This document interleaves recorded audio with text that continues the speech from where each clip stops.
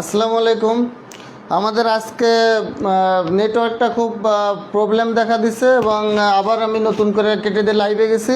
এখন আপনারা দেখেন এবার ক্লিয়ার হলো কিনা, একটু যারা জয়েন্ট হচ্ছেন একটু কমেন্ট করে জানান। আজকে নেটওয়ার্কটা খুবই সমস্যা করছে। দুর্ভাগ্য, যেদিন ক্লাস থাকে সেদিন নেটওয়ার্কটা ঝামেলা। একটু কমেন্ট করেন তো কেউ জয়েন্ট হয়েছেন কিনা, আমার কথা শোনা যাচ্ছে কিনা। আজকে আমার বাসায় নেটওয়ার্কে খুব সমস্যা দেখা দিচ্ছে। আপনারা একটু বলেন তো যে আপনারা কথাগুলো শুনতে পারছেন কিনা। আমার কথা শোনা যাচ্ছে কিনা একটু বলেন।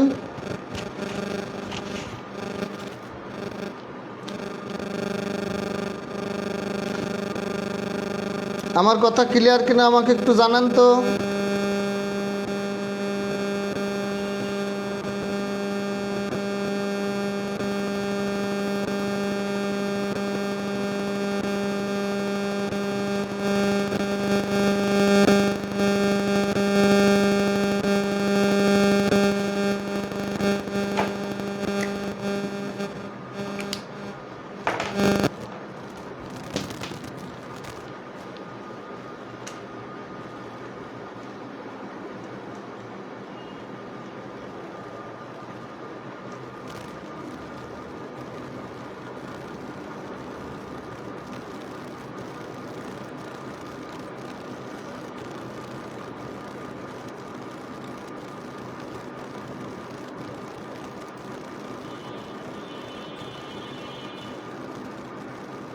হ্যাঁ, এবার মনে হয় ওকে হয়েছে। তাহলে আপনারা একটু কমেন্ট করে আমাকে জানান যে আমার কথা শুনতে পারছেন কিনা। এবার নেটওয়ার্কে মোটামুটি সমস্যা মুক্ত হয়েছে। যদি আর কখনো সমস্যা না হয়, ক্লাসটা যেন আমরা ঠিকভাবে করতে পারি। এখন আপনারা একটু কমেন্ট করে আমাকে জানান যে আমার কথা শুনতে পারছেন কিনা।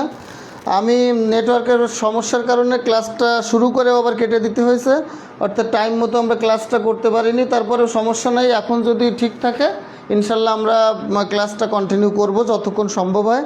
এখন সাউন্ড হচ্ছে একটা, এখন কিসের সাউন্ড হচ্ছে এটা তো বুঝতে পারতেছি না। কি সাউন্ড হচ্ছে, সাউন্ড ক্লিয়ার কিনা একটু বলেন। এখন সবাই শুনতে পারছেন কিনা। আমাদের ওয়াইফাইয়ের কানেকশনে, মানে নেটওয়ার্ক কানেকশনের কারণে আমি ক্লাসটা শুরু করতে পারিনি। এখন বলেন, এখন আপনারা আমার কথা শুনতে পারছেন কিনা, বা সাউন্ডে কি সমস্যা হচ্ছে, কী ধরনের সমস্যা হচ্ছে। এটা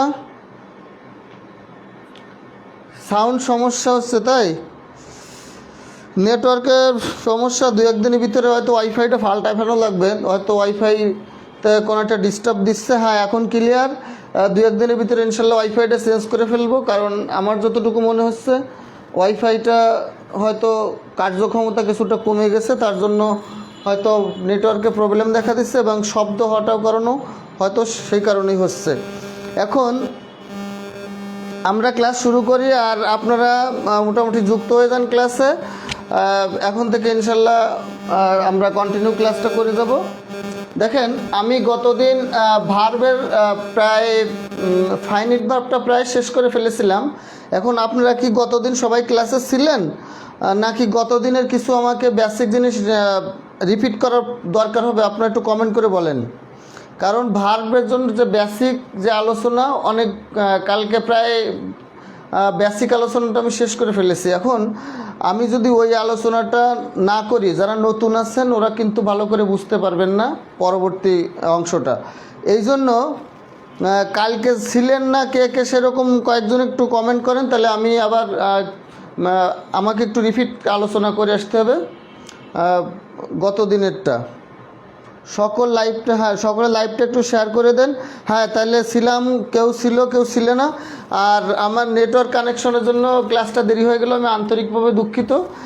হয়তো ওয়াইফাইটা কার্যক্ষমতা কিছুটা কমে গেছে, চেষ্টা করব দু একদিনের ভিতরে একটা নতুন ওয়াইফাই আনার, তখন হয়তো ইনশাল্লাহ সমস্যা হবে না। আর এই যে সাউন্ডটা বা নেটওয়ার্ক প্রবলেম, আমার মনে হচ্ছে ওয়াইফাইটা একটু সমস্যা হতে পারে। তাহলে আমরা শুরু করি। দেখেন, আমি এখন ভার্ব পড়াবো, কিন্তু আমরা সেন্টেন্সের গঠন, সিনট্যাক্স মানে হলো সিনট্যাক্স, এটাকে বলা হয় সিনট্যাক্স। অর্থাৎ বাক্যের যে গঠনটা সেটা কিন্তু আমাদেরকে জানতে হবে, অর্থাৎ সাবজেক্ট ভার্ব অবজেক্ট। কারণ ভার্বের সাথে কিন্তু অবজেক্টের বা ভার্বের পরে যে অংশটা থাকে এই অংশটার কিন্তু কিছুটা মিল আছে। সেই ক্ষেত্রে আমরা ভার্ব শিখতে গেলে আমাদের অবজেক্ট বা আদার্স অবজেক্টের জায়গায় কী কী বসতে পারে বা কী হয় এগুলো কিন্তু আমাদের একটু জানতে হবে। তাহলে আমরা এখন আমি কয়েকটা বাক্য লিখব, আপনারা একটু কমেন্টে জানাবেন। আমি যে উত্তরগুলো বলতে বলবো সেগুলো আপনারা একটু কমেন্টে উত্তরগুলো বলবেন। যেমন আমি যদি বলি আই ওয়ান্ট এ পেন, অথবা হিম, অথবা হার। আবার আমি বললাম আই অ্যাম এ স্টুডেন্ট। দেখেন আমি বললাম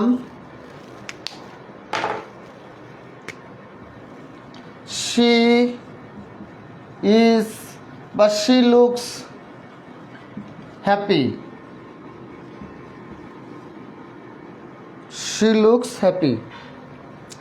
We are in the class. I live in Dhaka.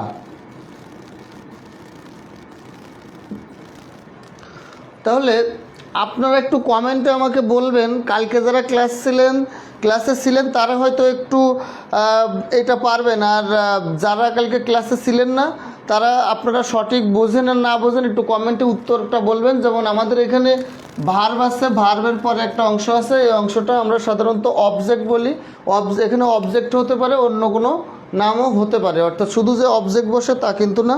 তাহলে আপনারা আমাকে একটু বলেন যে এ পেন অথবা হিম হার, এই দাগ দেওয়া অংশটুকু এ স্টুডেন্ট হ্যাপি আর in the class in Dhaka, এই যে এই অংশটা কি অবজেক্ট নাকি অবজেক্ট না, অথবা কোনোটা অবজেক্ট হলে অবজেক্ট বলবেন, লিখবেন, অর্থাৎ নামটা লিখে ডান পাশে অবজেক্ট লিখবেন।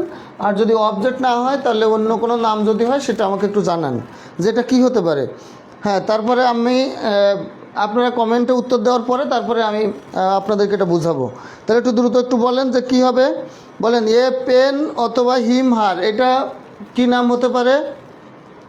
আর আই অ্যাম এই স্টুডেন্টটা কী হবে, শি লুকস হ্যাপি, হ্যাপি কী হবে, ইন দ্য ক্লাস আর ইন ঢাকা, এগুলো কি অবজেক্ট হবে নাকি অবজেক্ট হবে না, একটু দ্রুত কমেন্ট করেন সবাই, একটু দ্রুত সবাই কমেন্ট করেন। যা বোঝেন তাই কমেন্ট করবেন, পারলেও কমেন্ট করবেন, না পারলেও কমেন্টে জানাবেন যে কি হবে। এখন এই যে আমার রাহে হব কুরআন, তোমার রাহে হব কুরআন, এখন সবগুলো কি অবজেক্ট বলছেন নাকি সেটাও একটু জানাতে হবে যে সবগুলো অবজেক্ট কিনা। মেঘলা মন বলছে অবজেক্ট, রবিউল ইসলাম বলছে কমপ্লিট হবে। কমপ্লিট বলতে ভাই কি, কমপ্লিট মানে তো পরিপূর্ণ, পরিপূর্ণ বলতে এখানে তো কোনো কিছু হয় না, কমপ্লিট নামে কোনো নাম এখানে হবে না। কমপ্লিট হচ্ছে একটা, হ্যাঁ কমপ্লিমেন্ট হবে। এখন এখানে কোনটা কমপ্লিমেন্ট হবে, সবগুলো কি কমপ্লিমেন্ট সেটাও বলতে হবে, শুধু কমপ্লিমেন্ট বললে তো হবে না। এখন দেখেন আমি যারা কালকে ছিলেন তারা হয়তো একটু পারবেন, আর যারা নতুন তারা এটা বুঝবেন না। আমি শুরু করি, সময় নষ্ট করে লাভ নেই, এমনিতে আমাদের ক্লাস সময় মতো শুরু হয়নি। দেখেন আমরা সাধারণত, আমি যদি আমার কথা খেয়াল করেন, আর উত্তর আপাতত দিতে হবে না, আমি যেটা বলি সেটার দিকে মনোযোগ দেন। দেখেন আমি যদি আপনাদেরকে জিজ্ঞাসা করি একটা অ্যাসার্টিভ সেন্টেন্সের স্ট্রাকচার কী হবে, একটা সিনট্যাক্স মানে বাক্যের গঠনটা কী, অ্যাসার্টিভ বাক্যের গঠনটা কী, আপনারা সবাই বলবেন সাবজেক্ট, তারপরে ভার্ব, তারপরে অবজেক্ট। এটা কিন্তু অধিকাংশ আপনারা বলবেন, অর্থাৎ প্রায় সবাই বলবেন সাবজেক্ট ভার্ব অবজেক্ট। কিন্তু সাবজেক্ট আর ভার্বের পরে শুধুমাত্র অবজেক্ট বসে না, কোনো ভার্বে, কোনো সেন্টেন্সে ভার্বের পরে অবজেক্ট মোটেই থাকে না, কোনো সেন্টেন্সে মানে ভার্বের পরে কিছুই থাকে না, আবার কোনো সেন্টেন্সে অবজেক্ট ছাড়াও কিন্তু অন্য কিছু থাকতে পারে।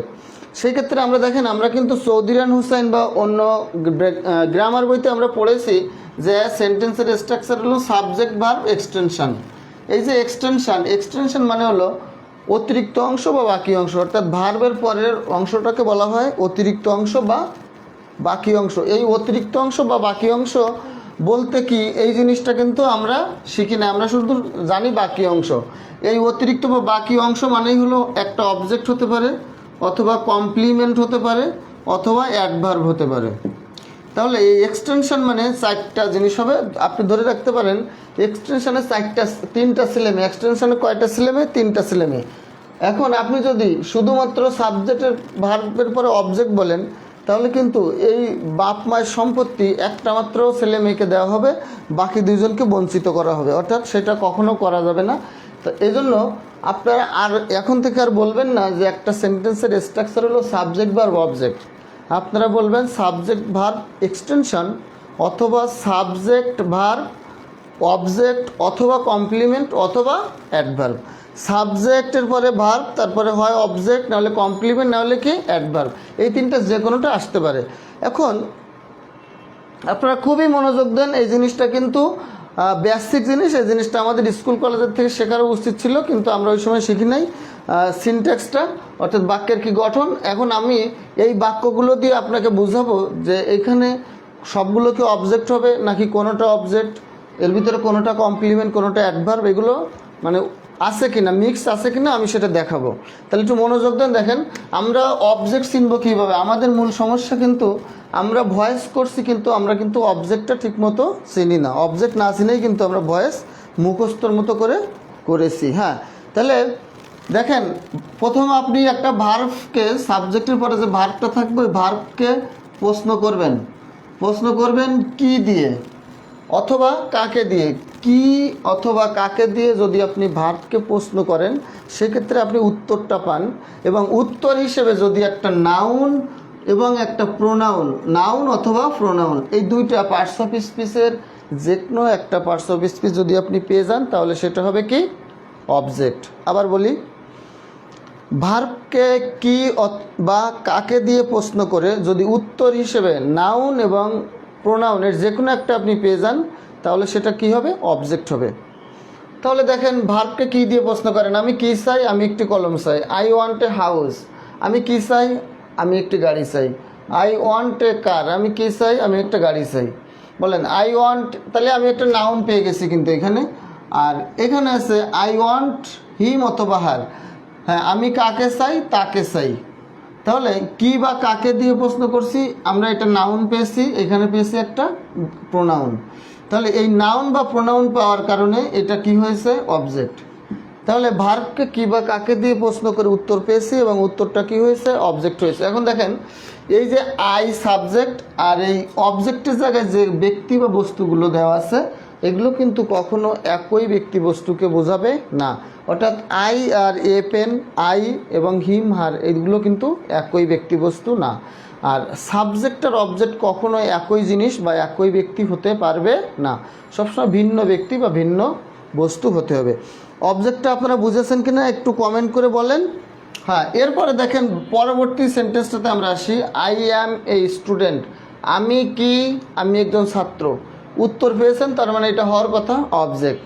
কিন্তু সমস্যা হয়েছে, দেখেন এইখানে সাবজেক্ট আর অবজেক্টটা ভিন্ন ব্যক্তিবস্তু ছিল। এখানে যখন সাবজেক্ট আর আপনি যখন এটাকে অবজেক্ট বলবেন, তখন সাবজেক্ট আর অবজেক্টটা কিন্তু একই ব্যক্তি বা বস্তুকে বোঝাচ্ছে। অর্থাৎ আমিও যে স্টুডেন্ট কিন্তু একই ব্যক্তি, অর্থাৎ আমার পরিচয় দিচ্ছে কি স্টুডেন্ট। তাহলে এইটা কিন্তু তখন আর অবজেক্ট বলা যাবে না। কেন? কারণ সাবজেক্ট আর অবজেক্ট কখনো কি একই ব্যক্তিকে বা একই বস্তুকে আপনি বোঝাতে পারবেন না। তাহলে এটার নাম হবে কমপ্লিমেন্ট। এটার নাম হবে কমপ্লিমেন্ট। তাহলে সাবজেক্ট আর অবজেক্টের জায়গায় আমরা যাকে দেখছি সে যদি একই ব্যক্তি বস্তু হয়ে যায়, তাহলে সেটাকে বলা হবে কমপ্লিমেন্ট, তাকে আর অবজেক্ট বলা যাবে না। আর এটা সাবজেক্টকে পরিচয় প্রদান করছে, যেমন আইকে পরিচয় দিচ্ছে, আইটাকে একজন স্টুডেন্ট, আইটাকে আই এম এ ডক্টর, আমি একজন ডাক্তার, আইটাকে আই এম এ টিচার, আমি একজন শিক্ষক, আইটাকে I am a girl, I am a boy. এটা সাবজেক্টকে পরিচয় দিচ্ছে। তাহলে যদি এইটা যদি সাবজেক্টিভ কমপ্লিমেন্ট হয়, তাহলে অবজেক্টিভ কমপ্লিমেন্টটা কি সেটা একটু আপনাদেরকে আমি বুঝিয়ে দিই। এখন কোথায় লিখি খেয়াল করেন,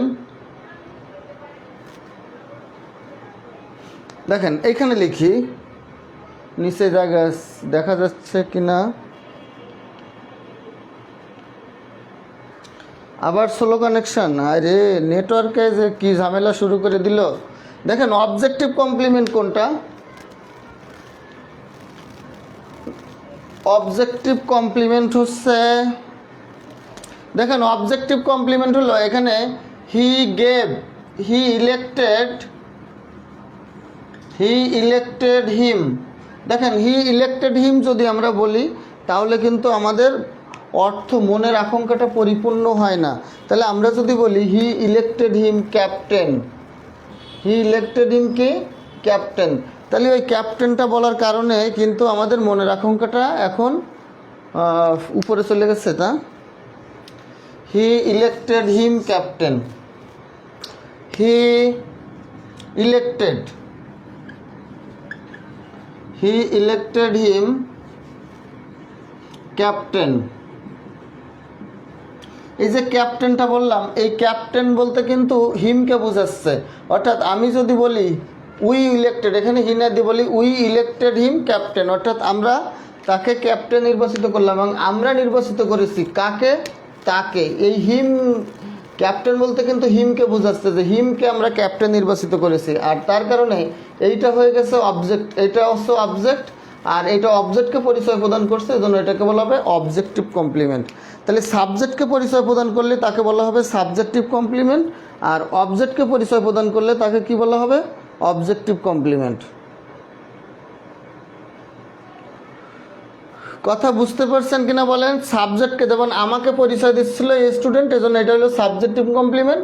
আর এই উই ইলেক্টেড হিম, এই উইকে কিন্তু ক্যাপ্টেন পরিচয় দিচ্ছে না, পরিচয় দিচ্ছে হিমকে, এই জন্য হিম হচ্ছে হিম অবজেক্ট আর ক্যাপ্টেন হলো অবজেক্টিভ কমপ্লিমেন্ট। এবার খেয়াল করেন এইখানেও দেখেন শি লুকস বিউটিফুল বা শি লুকস হ্যাপি, তাকে কিন্তু খুশি বা সুখী দেখাচ্ছে। তাহলে এই যে এইটাও কিন্তু যাকে খুশি দেখাচ্ছে সেই কিন্তু সে, তার মানে এইটাও কিন্তু হ্যাপি, শি সম্পর্কে অতিরিক্ত তথ্য দিচ্ছে বা শির সম্পর্কেও অতিরিক্ত কোনো একটা কথা বলছে। তাহলে এইটাও কিন্তু হবে কমপ্লিমেন্ট, এইটাও কমপ্লিমেন্ট হবে। আর এইটা হচ্ছে একটা অ্যাডজেক্টিভ ওয়ার্ড, আর কমপ্লিমেন্ট হতে পারে নাউন আর অ্যাডজেক্টিভ, নাউন আর অ্যাডজেক্টিভ দুইটা পার্টস অফ স্পিচ কমপ্লিমেন্ট হতে পারে। এরপরে খেয়াল করেন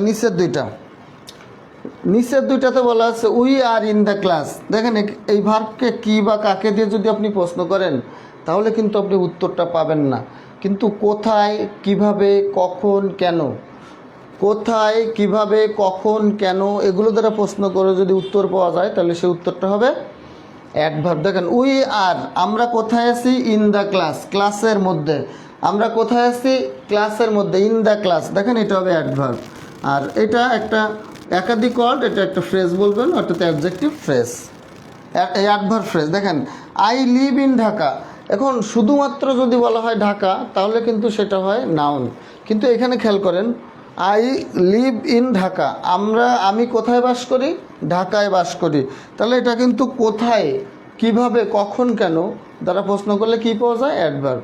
আর এইটাই কোথায় দিয়ে প্রশ্ন করলে উত্তর পাওয়া যাচ্ছে, আমি কোথায় বাস করি, ঢাকায়, তাহলে এটাও একটা অ্যাডভার্ব ফ্রেজ।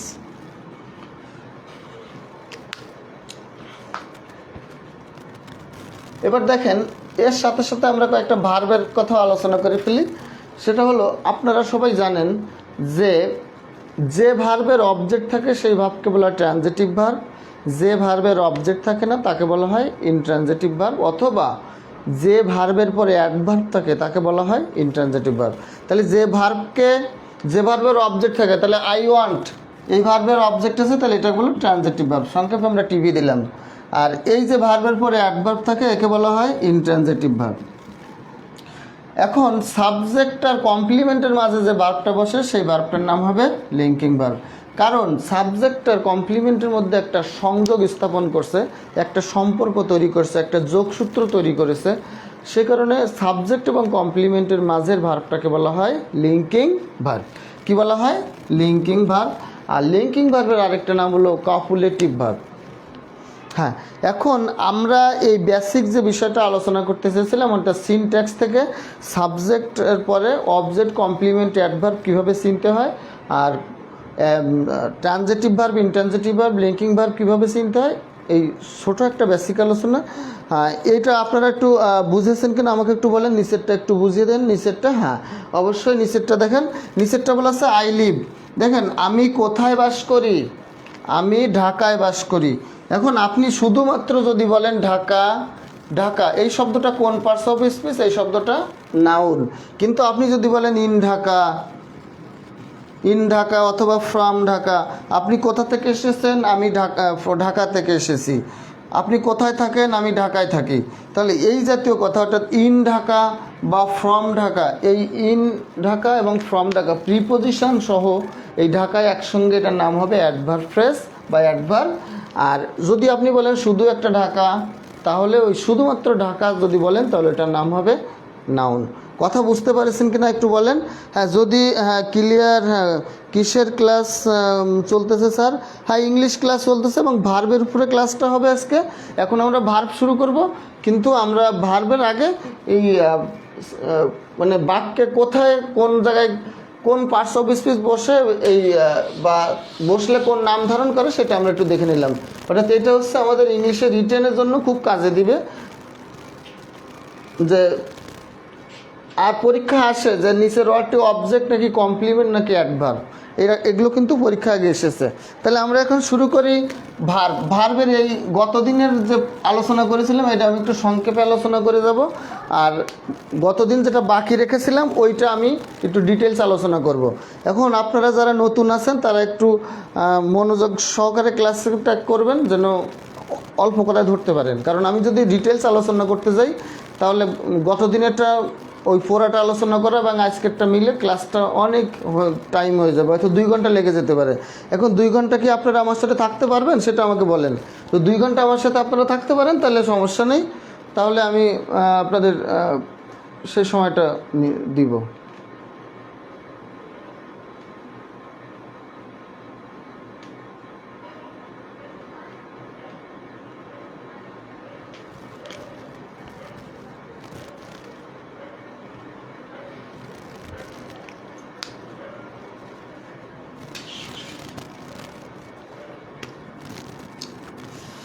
খেয়াল করেন তাহলে ভার্ব হলো 2 প্রকার। ভার্ব প্রধানত 2 প্রকার, একটার নাম হলো ফাইনাইট ভার্ব। আর এবার আমরা ভার্বের ভিতরে প্রবেশ করেছি। এতক্ষণ আমরা আলোচনা করেছিলাম কিন্তু একটা বেসিক আলোচনা। এবার দেখেন আমরা ভার্বের ভিতরে আলোচনা করেছি finite verb, non finite verb.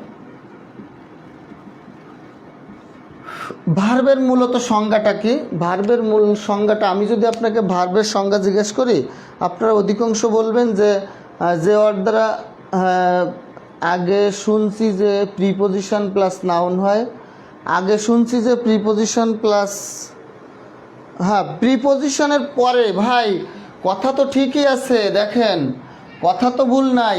I live in Dhaka, আপনার কথা তো ঠিক আছে, দেখেন আই লিভ ইন ঢাকা। তারপরে বলেন আই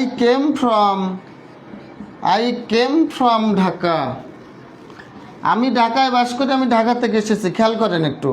হ্যাঁ কে যেন বলছেন সাইদুর রহমান, হ্যাঁ শাহিনুর মনে শহীনুর ভাই। দেখেন ভাই একটু খেয়াল করেন, সবাই খেয়াল করেন, ভাই একটু মনোযোগ দেন ভালো করে। সেটা হচ্ছে আপনি বলেছেন যে প্রিপোজিশনের পরে নাউন বসে, আমিও তো কথাটা তাই বলেছি। এখন মার্কিং যদি করা থাকে শুধু এইটা ঢাকা কোন পার্টস অফ স্পিচ, শুধুমাত্র সিঙ্গেল একটা ওয়ার্ড দিয়ে বলা থাকবে এটা বা এই ওয়ার্ডটা কোন পার্টস অফ স্পিচ, তখন আপনি এটা বলবেন ঢাকা। কিন্তু যখন এই ইন ঢাকা পুরো একসঙ্গে দাগ দিবেন তখন কিন্তু এটার নাউন বলবেন না, এটাকে তখন বলবেন আপনি অ্যাডভার্ব ফ্রেজ বা অ্যাডভার্ব। এই যে শুধুমাত্র ঢাকা যদি আপনি বলেন প্রিপোজিশনের পরে তো নাউনই বসে, কিন্তু এই প্রিপোজিশন সহ অর্থাৎ সেন্টেন্সের ভিতরে যখন বসার পরে ভার্বকে আপনি প্রশ্ন করে কোথায় কিভাবে কখন কেন দ্বারা প্রশ্ন করে উত্তর পান তখন সেটাকে আপনি আর অবজেক্ট নাউন আর বলতে পারবে না, তখন সেটাকে আপনার অ্যাডভার্ব বলতে হবে। কারণ এই সেন্টেন্সে এই ইন ঢাকা ফ্রম ঢাকা দুইটা একসাথে প্রিপোজিশন সহ বসার কারণে এটা হয়ে গেছে অ্যাডভার্ব। কথা বুঝতে পেরেছেন? এইবার সাইদুর ভাই কোন জন্য নাম, হ্যাঁ সে আমাকে একটু বলবেন যে আপনি এবার বুঝতে পেরেছেন কিনা আমার কথাটা। প্রিপোজিশন তো নাউনের আগেই প্রিপোজিশন বসে, কিন্তু এই ক্ষেত্রে এই প্রিপোজিশন সহ দেখেন আমি কোথায় বাস করি, কী বা কাকে দিয়ে প্রশ্ন করে উত্তর পেলে নাউন হতো, কিন্তু কী বা কাকে দিয়ে প্রশ্ন করে উত্তর না পেলে সেটা নাউন হবে না, সেটা হবে অ্যাডভার্ব। ভাই আপনি একটু বুঝেছেন কিনা আমাকে একটু বলেন, না হলে আমি আবার বলার চেষ্টা করব। আমার কথাটা ক্লিয়ার কিনা আপনি একটু বলেন। এবার দেখেন finite verb, non finite verb, আমরা কিন্তু ভার্বের ভিতরে চলে এসেছি। ভার্বের মূল সংজ্ঞাটা হবে শুধু কাজ করে না, হওয়া, থাকা এবং কাজ করা, এই তিনটা শব্দ মিলেই কিন্তু ভার্ব হবে। তাহলে ভার্বের সঙ্গে হবে যে ওয়ার্ড দ্বারা কাজ করা, হওয়া এবং থাকা বোঝায় থাকে কি বলে, ভার্ব বলে। যেমন দেখেন আমি যদি বলি I am a boy, I am a boy, I have a pen, তাহলে এই হ্যাভ দ্বারা কিন্তু থাকা বোঝাচ্ছে, আর এই আম দ্বারা কিন্তু হওয়া বোঝাচ্ছে। এই জন্য শুধুমাত্র কাজ করা হবে না, যে ওয়ার্ড দ্বারা কাজ করা, হওয়া এবং থাকা বোঝায় তাকে কি বলে, ভার্ব বলে। বুঝতে পেরেছেন কিনা আমাকে একটু বলেন। ইন ও প্রিপোজিশন, হ্যাঁ ইন তো প্রিপোজিশন। আরে ভাই ইন তো প্রিপোজিশন, সেটা তো ঠিক আছে, আমি কি বলেছি ইন প্রিপোজিশন অন্য কিছু? আমি বলেছি যখন সিঙ্গেল নাউনটা একটা স্থানের নাম দেওয়া আছে, ওই স্থানের নামটা যখন সিঙ্গেলভাবে দেওয়া থাকবে তখন সেটা নাম হবে নাউন, কিন্তু তার আগে যদি প্রিপোজিশন থাকে তখন ওই দুইটা একসঙ্গে যদি আন্ডারলাইন করা থাকে এবং সেন্টেন্সের ভার্বকে যদি কী বা কাকে দিয়ে প্রশ্ন করে আপনি উত্তর না পান, যদি কোথায়, কিভাবে, কখন, কেন এগুলো দ্বারা প্রশ্ন করে উত্তর পান, তাহলে সেটার নাম হবে অ্যাডভার্ব অথবা অ্যাডভার্ব ফ্রেজ। কথাটা হচ্ছে এই, ইন প্রিপোজিশন না, এটা কি কেউ বলছে? ইন তো প্রিপোজিশন, কিন্তু ইন প্রিপোজিশন না। এখন যদি বলা হয় কাম ইন, কাম ইন, আমরা ধরেন ভাইবা পরীক্ষার সময় যখন আমরা ক্লাসে স্যারের রুমের ভিতরে প্রবেশ করি, বা আমরা পরীক্ষার সময় বা কোনো ক্লাসে টিচার থাকলে আমরা যখন দেরি করে গেলে প্রবেশ করি, তখন আমরা বলি হ্যাঁ কাম ইন, মানে ভিতরে। আমরা যখন বলি sir may I come in sir, হ্যাঁ স্যার বলে কাম ইন। তাহলে এই যে কাম ইনটা বলছে, এই ইনটা কিন্তু অ্যাডভার্ব। এই ইনটা কি অ্যাডভার্ব। আবার কেউ বললেন না যে ইন শুধু প্রিপোজিশন হয়, এই ইনটা কিন্তু অ্যাডভার্ব। ধরেন গেট আপ, গেট আপ, এই আপটা কিন্তু অ্যাডভার্ব, এই আপটা কিন্তু প্রিপোজিশন না, সেটা মনে রাখেন। কথা বুঝছেন কি না?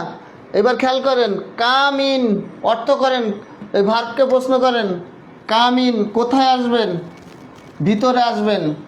কোথায় উঠবেন?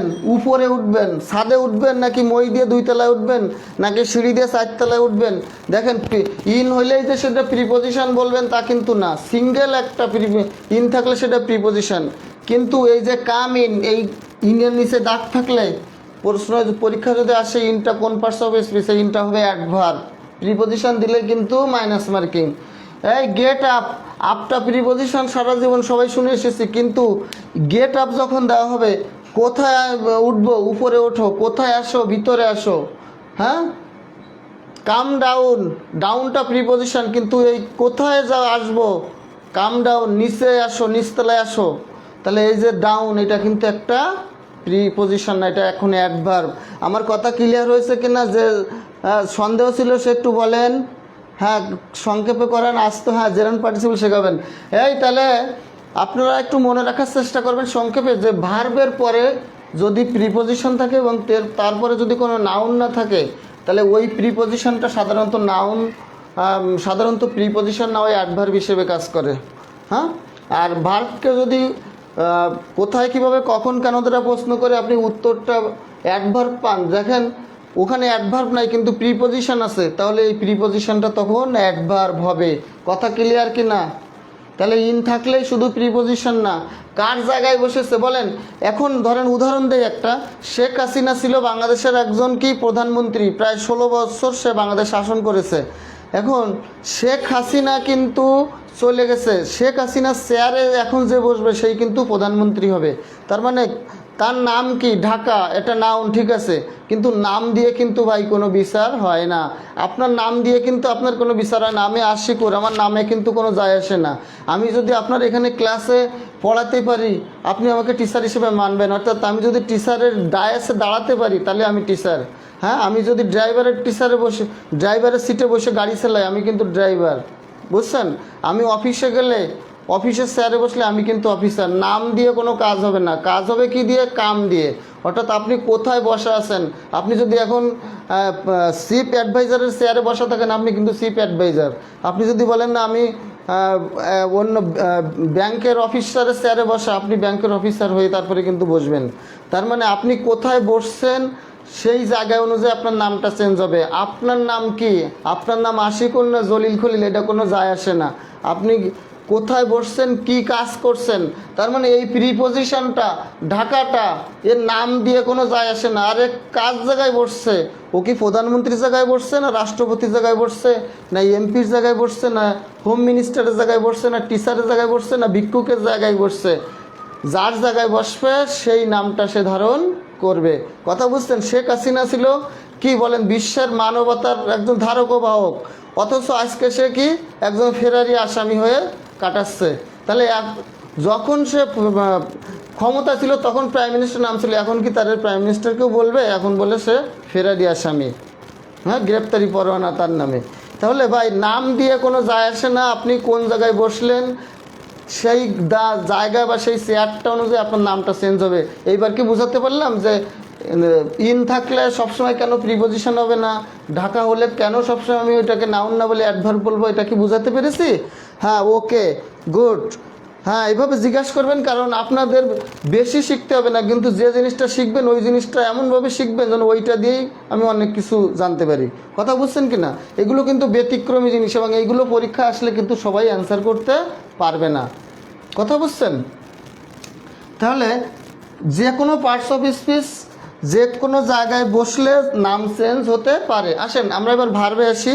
হ্যাঁ, ওই যে সন্ধ্যা তারা আপু আমরা ক্লাস করব, তারপরে এগুলো ইম্পর্টেন্ট, কারণ এই খুঁটিনাটি বিষয়গুলো কিন্তু আপনারা ইনের নিচে দাগ থাকলে কিন্তু কালকে পরীক্ষা হলে অ্যান্সার দিয়ে দিতেন প্রিপোজিশন, কিন্তু এক তো পাইতেন না, মাইনাস মার্কিংয়ে চলে যেতেন। কথা বুঝছেন? আসেন ফাইনিট ভার্ব এবং নন ফাইনিট ভার্ব সংজ্ঞাটা আমি গতদিন লিখিয়েছিলাম, আজকে লিখবো না, মুখে বলবো। সেটা হলো যে ভার্ব দ্বারা টেন্স চেনা যায় এবং সাবজেক্টের নাম্বার ও পার্সন অনুযায়ী যে ভার্বের রূপ পরিবর্তন হয়। স্যার আপনি কি শাহ বলতে কি বুঝিয়েছেন? দেখেন ফার্স্ট করেন স্যার, তাই? ওকে, যে ভার্ব দ্বারা টেন্স চেনা যাবে। আচ্ছা, আমি আপনাকে যে কথাগুলো একটা কথা একাধিকবার রিপিট করছি, 2-3বার বলছি, এটা কি দরকার আছে নাকি একবারই বলে যাব? আপনারা একটু কমেন্টে জানান তো, যে না স্যার একবারই বলেন আমরা ধরতে পারবো, আর নাকি এরকম 2বার বা একটু রিপিট করা দরকার আছে, একটু কমেন্টে জানান। যদি রিপিট না করা লাগে তাহলে আরও স্পিডে পড়াতে পারবো আমি। দেখেন যে ভার্ব দ্বারা টেন্স চেনা যাবে এবং সাবজেক্টের নাম্বার পার্সন অনুযায়ী যে ভার্বের রূপ পরিবর্তন হবে সেটা বলা হবে ফাইনিট ভার্ব। আর যে ভার্ব দ্বারা কখনো টেন্স চিনতে পারবেন না এবং সাবজেক্টের নাম্বার পার্সন অনুযায়ী যে ভার্বের রূপ পরিবর্তন হবে না সেটাকে বলা হবে non finite verb. Finite verb non finite ভার্বটা গুড এক্সপ্লেইন। হ্যাঁ, ভাই খুব খুশি হয়েছে, ভাইয়ের কনফিউশন ছিল। হ্যাঁ, এক্সপ্লেইন ইনশাল্লাহ যে কোনো কঠিন এক্সপ্লেইন মানে পেলে আমাকে জিজ্ঞাসা করবেন। হ্যাঁ, প্রয়োজনে ক্লাসের বাইরেও যদি কোনো সমস্যা পান, হ্যাঁ প্রয়োজনে আমাকে নক দিবেন আপনারা, আমি আপনাদের অ্যান্সার দেওয়ার চেষ্টা করবো ইনশাল্লাহ। তাহলে দেখেন, তাহলে যে ভার্ব দ্বারা টেন্স চেনা যাবে সেটা ফাইনিট, আর যেটা চেনা যাবে না নন ফাইনিট। এখন ভার্বের মোট ফর্ম আছে কয়টা? আমি যদি আপনাকে জিজ্ঞেস করি আপনারা বলবেন 3টা, কিন্তু আমি বলবো 6টা। দেখেন এইদিকে, আমি ধরেন একটা ভার্ব বললাম ডু, এই ভার্বটা হলো ভার্বের বেস ফর্ম। এবার আমি বললাম ডাজ, এটা কিন্তু প্রেজেন্ট ফর্ম, অর্থাৎ V1। তার মানে মূল ভার্বের সাথে যদি আপনি এস বাই যোগ করেন সেটা কিন্তু প্রেজেন্ট ফর্ম হয়। এরপরে দেখেন ডিড, এটাকে আপনি বলবেন V2, অর্থাৎ পাস্ট ফর্ম। ওয়ে ডান, এটা হলো V3, ভার্বের পাস্ট পার্টিসিপল। আপনারা সাধারণত এই 3টা জানেন, বাকি 2টা আপনারা জানেন। দেখেন বাকি 2টা কি কি? গোয়িং, এই ডুইং দেই, ডুইং, আর হলো টু ডু। এখন এই 2টার কোনো নাম নেই, আমরা এই 2টার নাম ধরে দিলাম যে V4 V5। তার মানে ভার্বের মোট ফর্ম এখানে কয়টা দেওয়া আছে একটু দেখেন তো। ভার্বের মোট ফর্ম দেওয়া আছে 6টা। Do verb, does, did, done, doing, to do. অর্থাৎ এই পৃথিবীতে যতগুলো ভার্ব আছে এই ভার্বগুলোকে আপনি সর্বোচ্চ 6টা ফর্মে লিখতে পারবেন। এখন এর ভিতরে এই তিনটা ভার্ব হলো অলওয়েজ নন ফাইনিট, এই তিনটা ভার্ব কি অলওয়েজ নন ফাইনিট ভার্ব হবে, এই তিনটা ভার্ব হবে অলওয়েজ নন ফাইনিট, এই তিনটা ভার্ব হবে ফাইনিট ভার্ব, এই তিনটা ভার্ব কি হবে ফাইনিট। এখন গতদিন আরও এক্সপ্লেন করে উদাহরণ দিয়েছিলাম, আজকে আর ওইটা দিতে গেলে অনেক সময় দরকার হবে। হ্যাঁ রিপিট করতে বলছেন, হ্যাঁ রিপিট করলে একটু সময় বেশি লাগবে আর কি, কিন্তু রিপিট করলে হয়তো যে ভালো বুঝতেছে বা একটু বেসিক ভালো সে একবারে ধরতে পারবে, আর যার একটু দুর্বলতা আছে ইংলিশে সে কিন্তু একবারে ধরতে পারবে না, আর একবারে ধরতে না পারলে যদি না বুঝে ক্লাস শেষে বলবে আশিক স্যারের ক্লাস বুঝি নাই, এই জন্য আমাকে দুর্বলদের কথা ভেবে একটু রিপিট করা লাগবে, বুঝছেন। প্রয়োজনে আরও ক্লাস নিব আমি, ফ্রি ক্লাস, সমস্যা নেই, কিন্তু আপনারা যদি না বুঝেন তাহলে আপনাদেরও লাভ, সময় নষ্ট, আমারও বদনাম হবে, তার থেকে একটু রিপিট করে একটু ধীরে ধীরে পড়াই আর কি, তাহলে ভালো হবে। দেখেন ভার্বের V3 ফর্ম, ভার্বের সাথে আইএনজি যুক্ত ফর্ম এবং ভার্বের আগে টু যুক্ত ইনফিনিটিভ যে ফর্ম, এই ফর্মটা অলওয়েজ নন ফাইনিট। আপনারা মনে রাখবেন ভার্বের V3 ফর্ম, ভার্বের সাথে আইএনজি যুক্ত ফর্ম এবং 2+V1 ভার্বের যে ইনফিনিটিভ ফর্ম, এই তিনটা অলওয়েজ নন ফাইনিট। আর ভার্বের পাস্ট ফর্ম আর প্রেজেন্ট ফর্ম, বেস ফর্ম, এই তিনটা ফাইনিট। বেস ফর্ম আবার কখনো কখনো নন ফাইনিট হয়, কিন্তু মূলত এটা ফাইনিট ভার্বের কাজ করে সেন্টেন্সে। আজকে আমি এগুলোর উদাহরণগুলো দিয়ে ব্যাখ্যা করতে চাচ্ছি না, এটা আপনারা একটু মনে রাখবেন।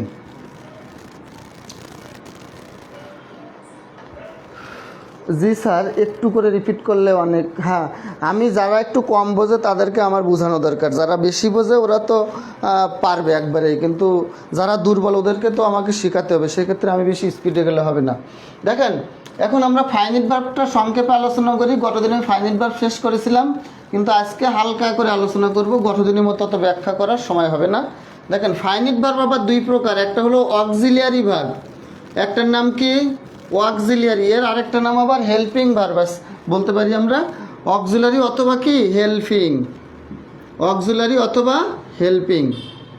এবার বলেন নন ফাইনিট ফাইনিট ভার্ব আরেক প্রকার আছে, সেটার নাম হলো প্রিন্সিপাল, প্রিন্সিপাল ভার্ব। প্রিন্সিপালের আরেকটা নাম হলো মেইন ভার্ব। আমরা মেইন ভার্ব যেটা বলি ওইটাই কিন্তু প্রিন্সিপাল ভার্ব, আর অক্সিলারি ভার্বের আরেকটা নাম হলো হেল্পিং ভার্ব। এখন সংজ্ঞা যদিও পরীক্ষায় আসে না, কিন্তু আমাদের একটু জানতে হবে, সেটা হলো হেল্পিং ভার্ব অর্থ হলো যে ভার্ব মেইন ভার্বকে বা প্রিন্সিপাল ভার্বকে সহযোগিতা করতে ব্যবহৃত হয় এবং সেন্টেন্সে যার কোনো অর্থ থাকে না, সেটা হলো অক্সিলিয়ারি ভার্ব বা হেল্পিং ভার্ব। আর যে ভার্বটা সেন্টেন্সে অর্থ থাকে বা সেন্টেন্স গঠনে গুরুত্বপূর্ণ ভূমিকা রাখে, সেটাই কি প্রিন্সিপাল ভার্ব। এখানে আমি একটা উদাহরণ দিই, I am going there, I am going there. খেয়াল করেন এইখানে আমি সেখানে যাইতেছি, আমি সেখানে যাইতেছি। এখন যাইতেছি বলতে কিন্তু গোয়িং, গোয়িং অর্থ কিন্তু যাইতেছি, অ্যামের অর্থ কিন্তু এই সেন্টেন্সে নাই, যে আমি অ্যামের কোনো অর্থ কিন্তু এই সেন্টেন্সে নাই। যেমন আই অ্যাম গোয়িং দেয়ার, এখানে বলছে আমি সেখানে যাইতেছি, অ্যামের কোনো অর্থ কিন্তু নাই, গোয়িং মানে কিন্তু যাইতেছি। আবার আমি যদি বলি আই অ্যাম এ বয়, খেয়াল করেন এইখানে এই যে বি ভার্ব, এই বি ভার্বটা যদিও সেন্টেন্সে মেইন ভার্ব হিসেবে কাজ করেছে বা অক্সিলারি ভার্বটা মেইন ভার্ব হিসেবে কাজ করেছে, তারপরেও কিন্তু এই সেন্টেন্সে এটার কোনো অর্থ নাই। যেমন আই অ্যাম এ বয়, আমি একজন বালক, বা আমি হই, আমি একজন বালক। এখানে কিন্তু আমি হই একজন বালক, এই হই কথা কিন্তু আমরা এখানে বলি না। তার মানে যে ভার্বের সেন্টেন্সে কোনো অর্থ থাকে না তাকে বলা হয় হেল্পিং ভার্ব, আর যেটার অর্থ থাকে সেটা কি প্রিন্সিপাল ভার্ব। এখন আসেন আমরা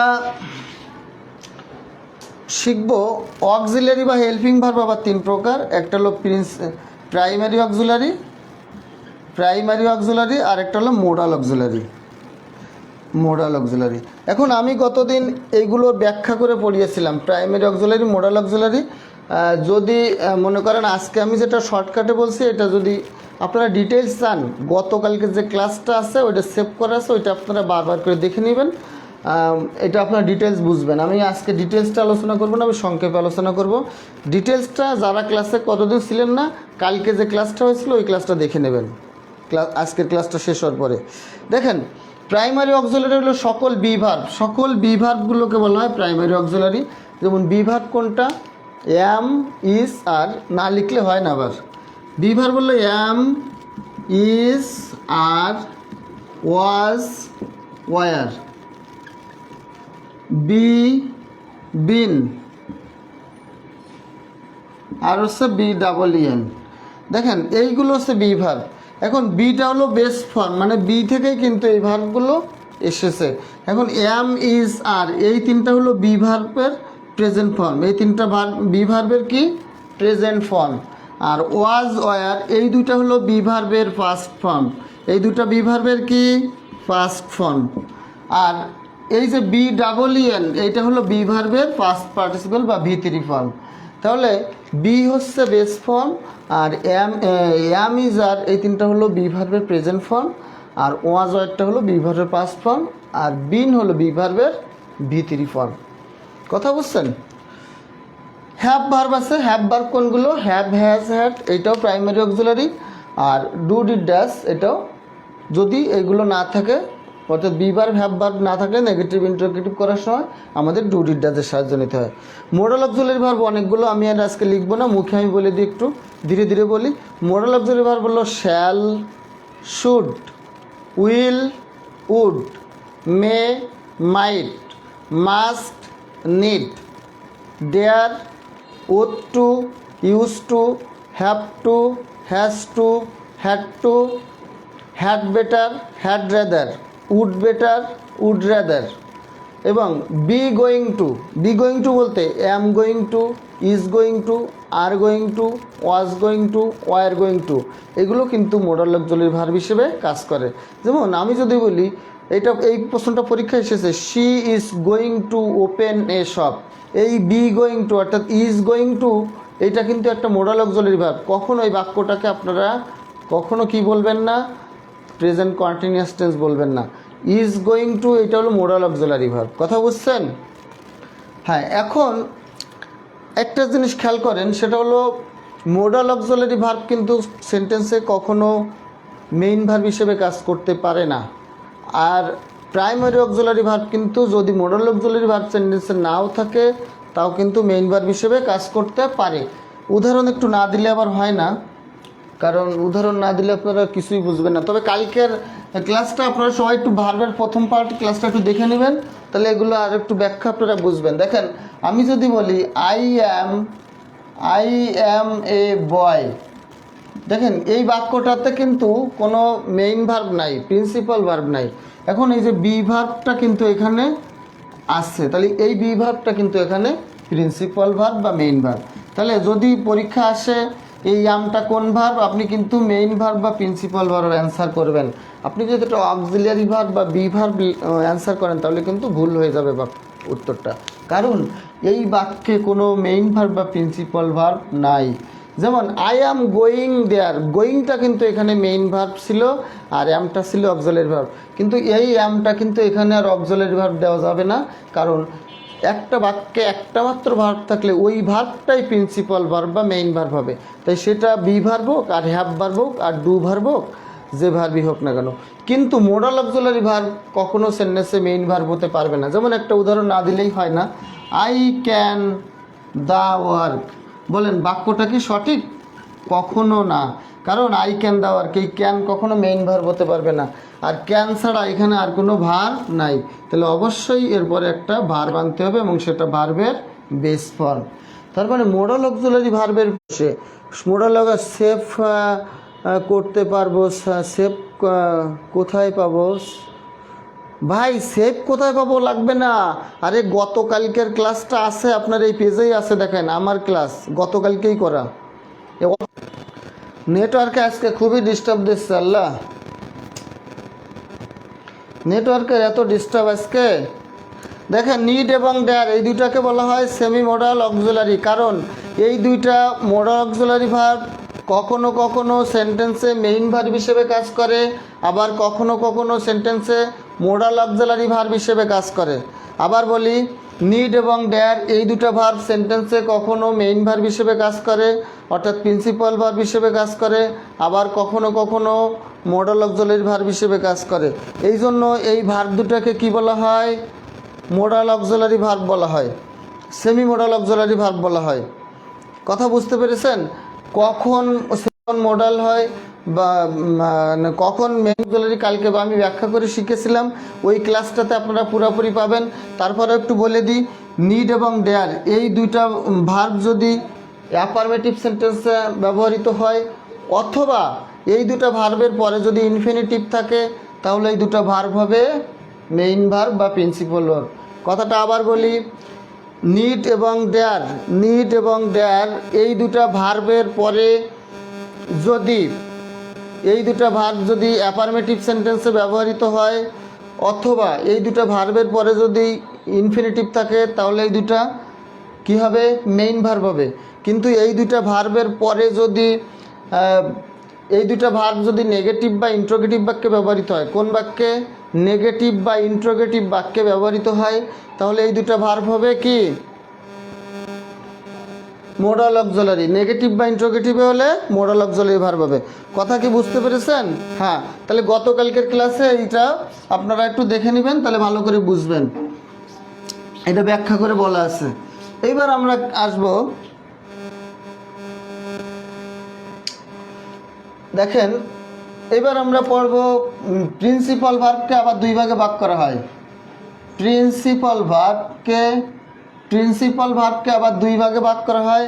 একটা হলো ট্রানজিটিভ ভার্ব আর একটা হলো ইনট্রানজিটিভ ভার্ব। সংক্ষেপে নামটা লিখলাম। একটাকে বলা হবে ট্রানজিটিভ ভার্ব আর একটাকে কি বলা হবে? ইনট্রানজিটিভ ভার্ব বলা হবে। দেখেন, ট্রানজিটিভ ভার্বের সংজ্ঞাটা আমি প্রথমেই বলে দিয়েছি বেসিকের আলোচনার সময়।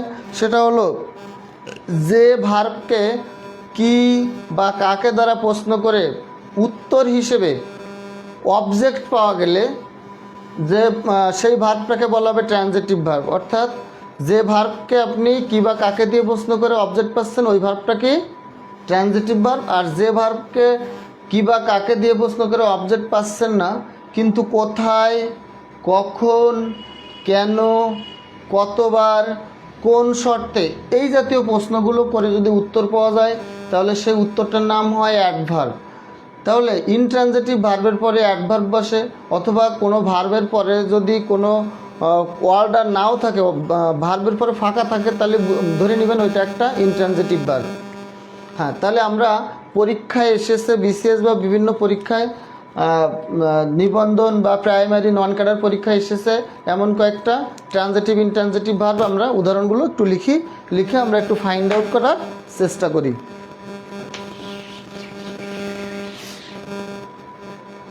দেখেন, পরীক্ষা এসেছে দ্য বয়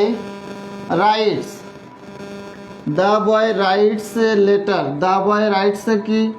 লেটার। তারপরে বলা আছে মাদার লাভস মি। এগুলো সব বিগত সালে পরীক্ষায় এসেছে। The door opened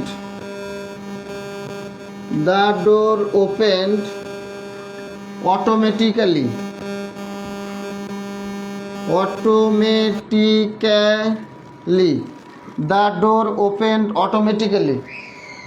The door opened automatically. হ্যাঁ, এসেছে ফায়ার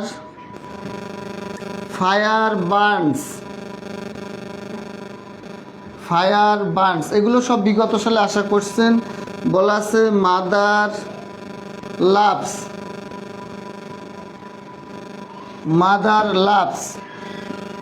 আসছে হাপিং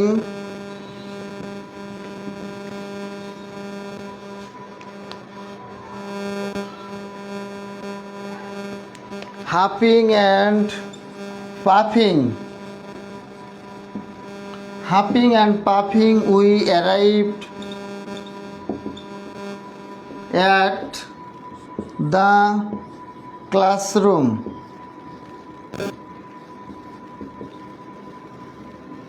এটা কিন্তু 41তম বিসিএস এর একটা কোশ্চেন ছিল, হাফিং অ্যান্ড পাফিং। এই কোশ্চেনটা 41তম বিসিএস পরীক্ষায় এসেছিল।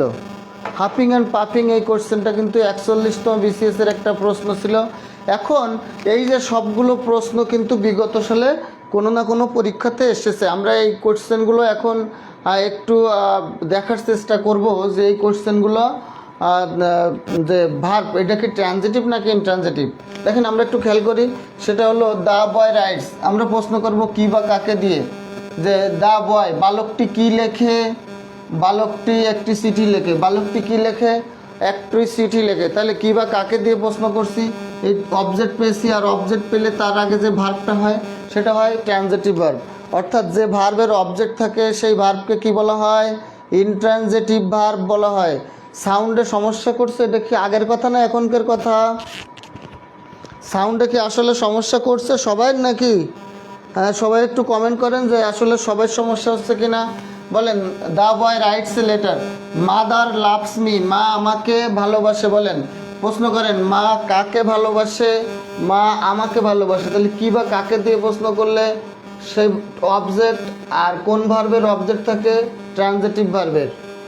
তাহলে এটা হবে ট্রানজিটিভ ভার্ব। এবার দেখেন দ্য ডোর ওপেন্ড অটোমেটিক্যালি, বলা হচ্ছে দ্য ডোর ওপেন্ড অটোমেটিক্যালি, জি না স্যার ক্লিয়ার। হ্যাঁ, তাহলে দুই একজনের সমস্যা, ওটা তার ব্যক্তিগত সমস্যা। আমার এখানে নেটওয়ার্কের সমস্যা হলে আমি বুঝতে পারবো, কারণ আমার এই ফোনেই তো ঘুরবে দাগটা। আর খুব দ্রুতই আমি নতুন করে একটা ওয়াইফাই কিনে নিয়ে আসবো। হয়তো এটা পুরাতন হয়ে গেছে, এই জন্য একটু ডিস্টার্ব হচ্ছে মাঝে মাঝে, বা আপনার সার্ভার থেকেও সমস্যা হতে পারে। আসলে সার্ভারের সমস্যা কি ওয়াইফাই রাউটারের সমস্যা সেটা তো বলা যাচ্ছে না, এখন সার্ভারেও সমস্যা হয় অনেক সময়। আর এই সময় সবাই কাজ করে তো ঢাকা শহরে, এই সময় কাজের থাকে বেশি, নেটের কাজ, তার কারণে এই সময়টাতে আর কি একটু স্লো হয়ে যায় মাঝে মাঝে। দেখেন দ্য ডোর ওপেন্ড অটোমেটিক্যালি, দরজাটি খুলে গেল। দরজাটি কি খুলে গেল? উত্তর আসে না। দরজাটি কাকে খুলে গেল? উত্তর হয় না। কিন্তু যদি বলা হয় দরজাটি কিভাবে খুলে গেল? অটোমেটিক্যালি, স্বয়ংক্রিয়ভাবে বা নিজে নিজে। তাহলে দরজাটা কিভাবে খুলে গেছিল? স্বয়ংক্রিয়ভাবে, অটোমেটিক্যালি। তাহলে কিভাবে? তাহলে এটা হবে অ্যাডভার্ব, আর এইটা অ্যাডভার্ব হলে এটা হবে ইনট্রানজিটিভ ভার্ব, কারণ অ্যাডভার্বের ইনট্রানজিটিভ ভার্বের পরেই বসে কি? অ্যাডভার্ব। তাহলে দেখেন এটা অটোমেটিক্যালি কিভাবে খুলে গেল? Intransitive verb. দেখেন ফায়ার বার্নস, আমি একটু আগে আপনাদেরকে বলেছি যে ভার্বের পরে অ্যাডভার্ব থাকে, অথবা অবজেক্টও নেই, অ্যাডভার্ব নেই, কিচ্ছু নেই, ভার্বের পরে পুরোটাই ফাঁকা, তার মানে ওই ভার্বটা ইনট্রানজিটিভ ভার্ব, ওই ভার্বটা কি? Intransitive verb. তাহলে ফায়ার বার্নস, হ্যাঁ আগুনে পুড়ছে, কিভাবে পুড়ছে, কি পুড়ছে, কিছু বলে নাই, তার মানে ইনট্রানজিটিভ ভার্ব। মাদার লাভস, মা হাসে। মা কি হাসে, কাকে হাসে, কোনো কিছু বলা নেই, কিভাবে আসে বলা নাই, তার মানে এই লাভসের পরে কিছু নাই, তার মানে এটা ইনট্রানজিটিভ ভার্ব হয়ে গেছে। বলেন huffing and puffing. Huffing and puffing এই প্রশ্নটা এসেছে 41তম বিসিএস এর পিল্লিতে। হাফিং অ্যান্ড পাফিং, হাঁপাতে হাঁপাতে we arrived at the classroom, হ্যাঁ ইন সেকেন্ড স্পেয়ার, বাকিটুকু আমি লিখে নেই। দেখেন এখানে বলা আছে এই অ্যারাইভটা কোন ভার্ব, এই, তাহলে কিভাবে আমরা কিভাবে কোথায় পৌঁছেছিলাম? We arrived at the classroom, আমরা কোথায় পৌঁছেছিলাম?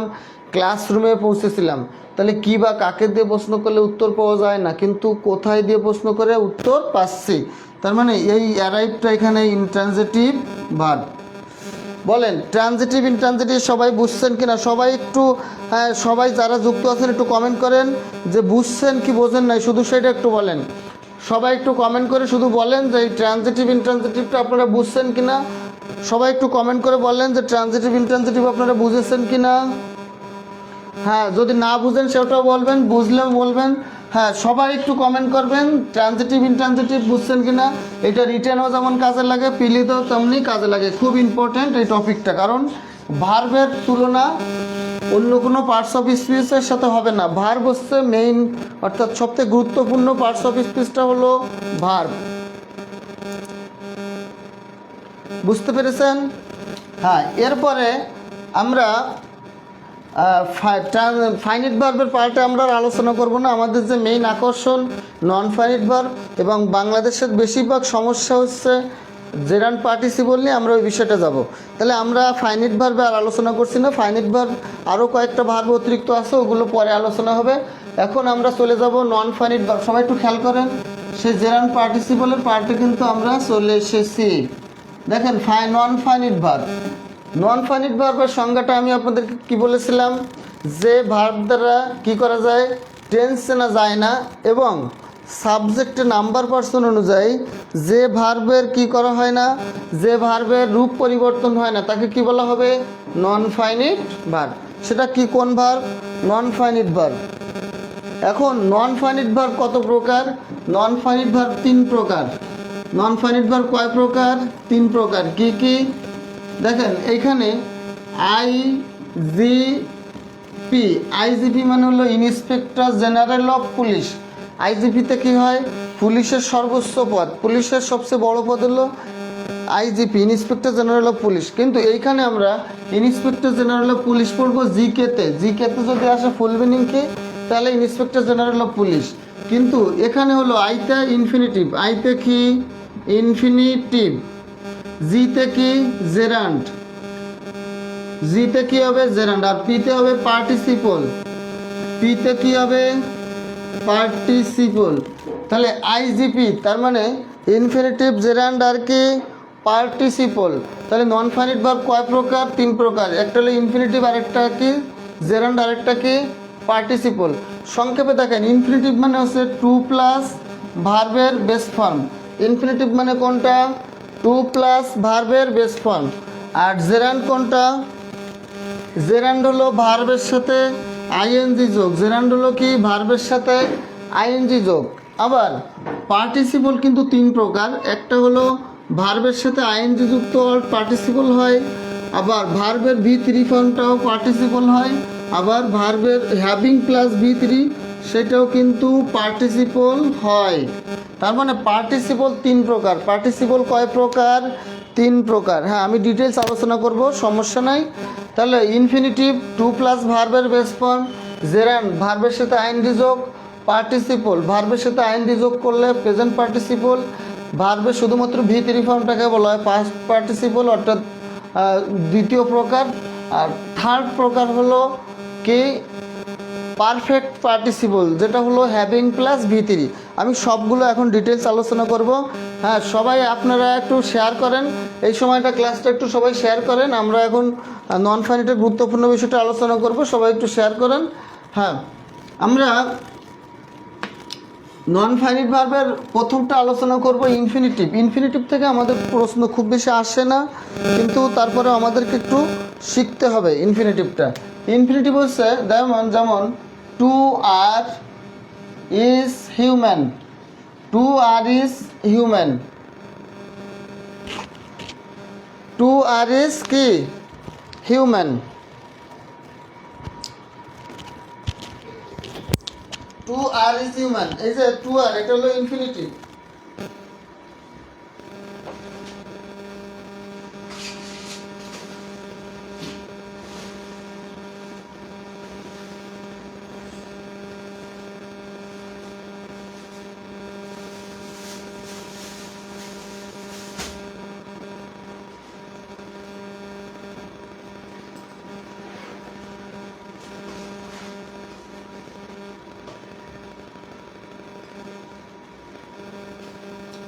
তাহলে টু আর ইজ হিউম্যান, দেখেন এই যে টু আর, এটা কিন্তু 2 প্লাস আর এর বেস্ট ফর্ম। দেখেন to tell a lie is a great sin, to tell a lie is a great sin. দেখেন এই যে টু টেল, এই টু টেলটা কিন্তু ইনফিনিটিভ, অর্থাৎ এটা সাবজেক্টের জায়গায় বসছে। টু আর ইজ হিউম্যান, এটা সাবজেক্টের জায়গায় বসছে, এটাও কিন্তু সাবজেক্টের জায়গায় বসেছে। তারপর দেখেন I like to play, I like to play cricket. এই ক্রিকেট, এই যে টু প্লে, এটা কিন্তু ইনফিনিটিভ, এটা কার জায়গায় বসেছে, অবজেক্টের জায়গায় বসেছে।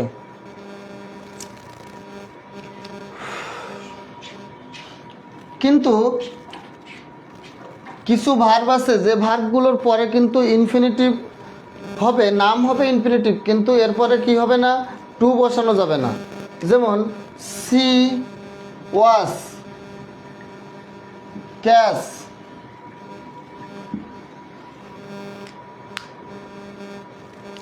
সি ওয়াস ক্যাশ ফাইন্ড লিসেন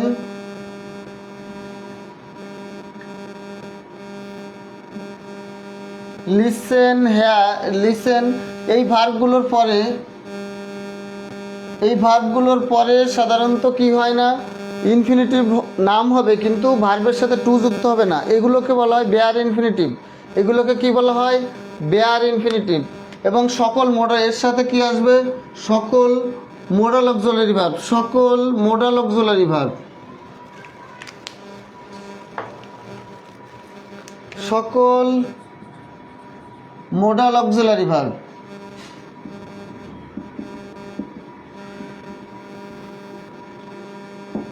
সকল মোডাল অক্সিলারি ভার্ব এগুলোর পরে কখনো মানে ভার্বের সাথে টু যুক্ত হবে না। যেমন আই স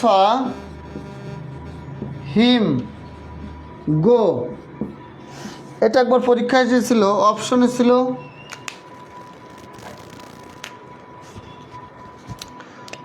ছিল ইনফিনিটিভ বিতে, অপশনে ছিল বেস ফর্ম।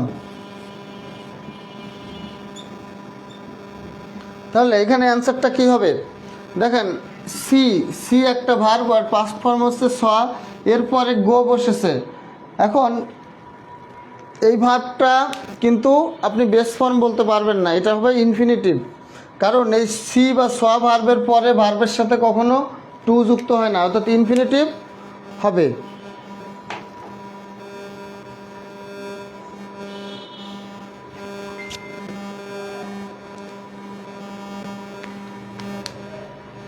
বুঝতে পেরেছেন?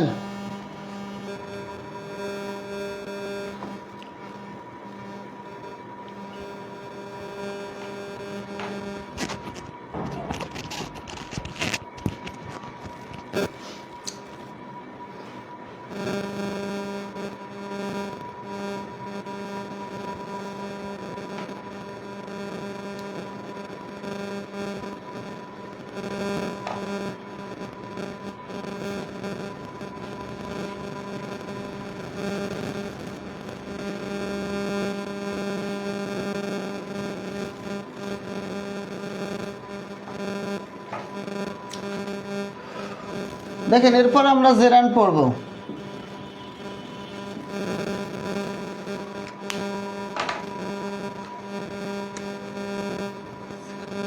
ভার্ব প্লাস আইএনজি, দেখেন সংজ্ঞাটা হলো ভার্ব প্লাস আইএনজি।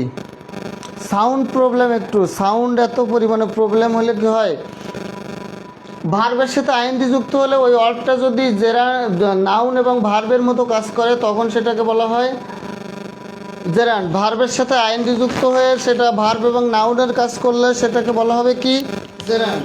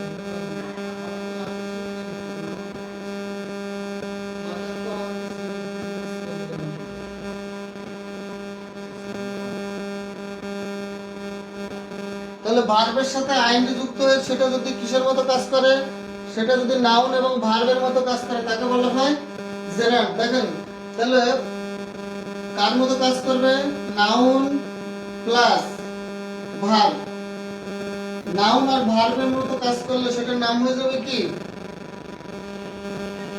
সেটার নাম হবে জেরান্ড। এখন জেরান্ড কোথায় কোথায় বসে, যে যে জায়গাতে নাউন বসে, বাক্যের যে যে জায়গাগুলোতে নাউন বসে সেই জায়গাগুলোতে যদি ভার্ব প্লাস আইএনজি বসে তাহলে সেই ভার্ব আইএনজি যুক্ত ওয়ার্ডটা হবে জেরান্ড। যেমন 1 নম্বরটি আমরা লিখবো সাবজেক্টের জায়গায় জেরান্ড বসে, সাবজেক্টের জায়গায়, সাবজেক্টের জায়গায় জেরান্ড বসে।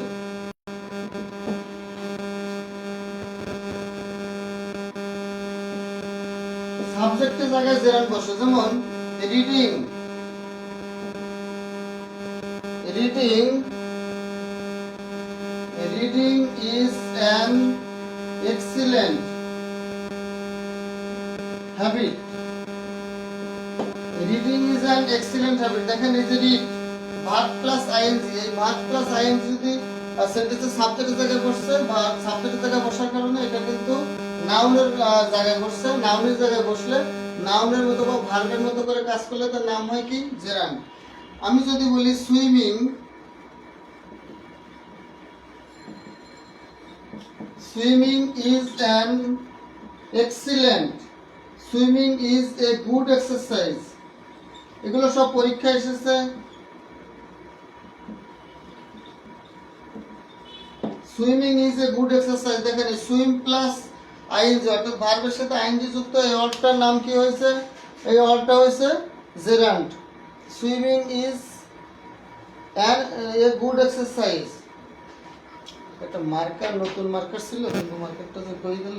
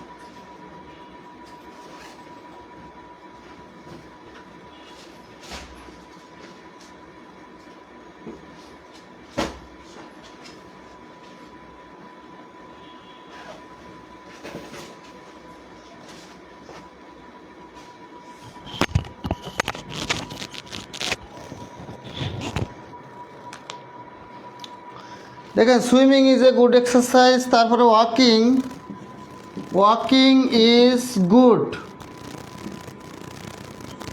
For health, walking is good for health. এই ওয়াকিংটা হলো এখানে জেরান্ড। এই সবগুলো কি ভার্ব আইএনজি যখন সাবজেক্টের জায়গায় বসে তখন সেটা কিসের মতো কাজ করে, জেরান্ডের মতো কাজ করে। দেখেন ভার্ব আইএনজি যদি সাবজেক্টের জায়গায় বসে তখন সেটা কিসের কাজ করে, তখন সেটা ভার্ব আইএনজি যেটা নাউন সাবজেক্টের জায়গায় বসলে তখন সেটা নাউন বা জেরান্ডের মতো, নাউনের কাজ করলে তখন সেটা কি হয়, জেরান্ড। এরপরে দেখেন অবজেক্টের জায়গায় জেরান্ড বসে, অবজেক্টের জায়গায় কি বসে, জেরান্ড বসে। যেমন I like, I like teaching, এই যে টিচ ভার্বের সাথে কি যোগ হয়েছে, আইএনজি যোগ হয়ে এটা অবজেক্ট অর্থাৎ নাউনের জায়গায় বসেছে, নাউনের জায়গায় বসার কারণে এটার নাম হয়েছে কি gerund. Do you enjoy playing, দেখেন এই প্লে ভার্বের সাথে আইএনজি যুক্ত হয়ে এটা কিসের মতো কাজ করছে, এখানে কিন্তু এনজয় ভার্বের পরে বসে অবজেক্ট, আর অবজেক্টের জায়গায় ভার্ব আইএনজি বসার কারণে এটার নাম হয়েছে জেরান্ড। আর জেরান্ড মানে কি, সেটা নাউন। বুঝতে পেরেছেন? হ্যাঁ, আমি ওই দুইটা আগেই দেখেন এই দুইটা মার্কার দিয়ে আগে 3-4 দিন ক্লাস নিয়েছি, তো মার্কারে কালি শেষ হয়ে গেছে। নতুন মার্কারটা কেনা ছিল, কিন্তু মার্কারটা যে কোথায় রেখেছি খুঁজে পাচ্ছিলাম না, এই জন্য একটু 2-3 মিনিট খুঁজতে গেছি, নাহলে আপনারা ওই সাদা হয়ে গেছে কালি লিখলে কিছু দেখতে পারতেন না, বুঝছেন? এই নতুন মার্কারটা একটু ব্যাগের ভিতরে রেখেছিলাম, তাই খুঁজতে একটু দেরি হয়ে গেছে, এছাড়া আর কোনো সমস্যা না। হ্যাঁ, এই নতুন মার্কার দেখেন আপনারা ফ্রেশভাবে দেখতে পারছেন, সাদা হচ্ছিল এই জন্য আর কি একটু দেরি হয়েছে। দেখেন এরপরে প্রিপোজিশনের পরে যদি কোনো ভার্ব আইএনজি বসে তাহলে সেটার নাম হবে কি জেরান্ড। প্রিপোজিশনের পরে ভার্ব আইএনজি বসলে সেটার নাম হবে কি জেরান্ড। দেখেন পরীক্ষা এসেছে the old man was walking. নতুন মার্কার না নিয়ে আসলে খুঁজে 2 মিনিট দেরি হলেও আপনারা ওই সাদা মার্কার দিয়ে কিছু দেখতে পারতেন না, বুঝছেন? The old man was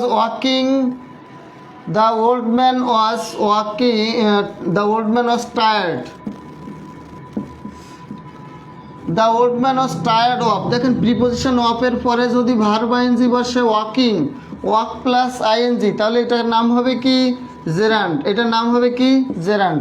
R gerund মানে সেটাই নাউন। তারপরে বলেন she burst out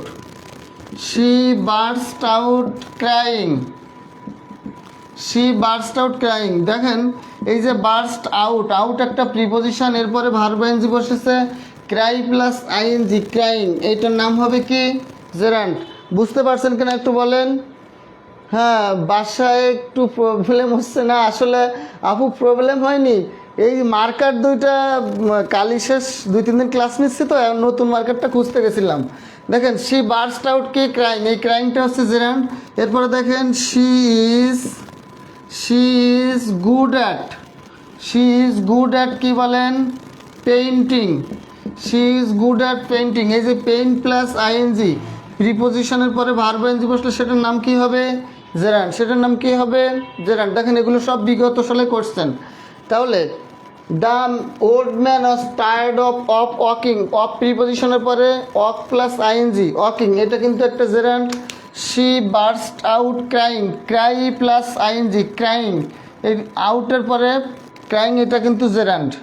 she is good at প্রিপোজিশনের পরে পেইন্ট প্লাস আইএনজি পেইন্টিং, অর্থাৎ এই পেইন্টিংটা কিন্তু একটা কি জেরান্ড। সবাই বুঝতে পারতেছেন তো? জেরান্ডটা বুঝতে পারতেছেন? কথা বলেন সবাই একটু কমেন্ট করেন যে বুঝতে পারছেন কি না। প্রিপোজিশনের পরে যদি কোনো ভার্ব আইএনজি বসে সেটার নাম কি হয় জেরান্ড হয়। 4 নম্বরে দেখেন, 4 নম্বরে দেওয়া আছে পসেসিভ অ্যাডজেক্টিভ, এর পরে ভার্ব আইএনজি বসলে সেটা কি হয় জেরান্ড। আবার বলি, পসেসিভ অ্যাডজেক্টিভ এর পরে ভার্ব আইএনজি বসলে সেটা কি হবে জেরান্ড হবে। পসেসিভ অ্যাডজেক্টিভ কোনগুলো? My, our, your, his, her, their. My, our, your, his, her, their. তাহলে এগুলোর পরে ভার্ব আইএনজি বসলে কি হবে জেরান্ড হবে। যেমন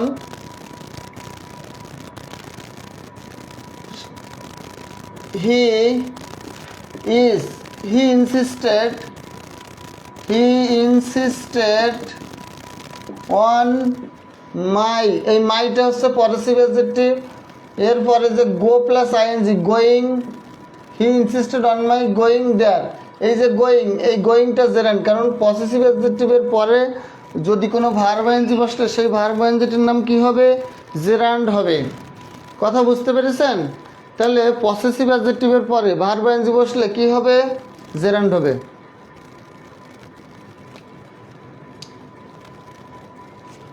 এরপরে দেখেন কমপ্লিমেন্ট এর জায়গায় যদি ভার্ব আইএনজি বসে সেটা কি হবে? জেরান্ড। কমপ্লিমেন্ট কোনটা? সাবজেক্ট এবং অবজেক্টের জায়গায় যে বসে যদি একই ব্যক্তি বা বস্তু হয় তাহলে, বা একই ব্যক্তি বস্তুকে বোঝায় তাহলে সেটা অবজেক্ট নয়, কি হয়? কমপ্লিমেন্ট হয়। অর্থাৎ কমপ্লিমেন্টের জায়গাতে যদি আপনি কোনো ভার্ব আইএনজি দেখেন সেটার নাম হবে কি? জেরান্ড। যেমন singing is believing, singing is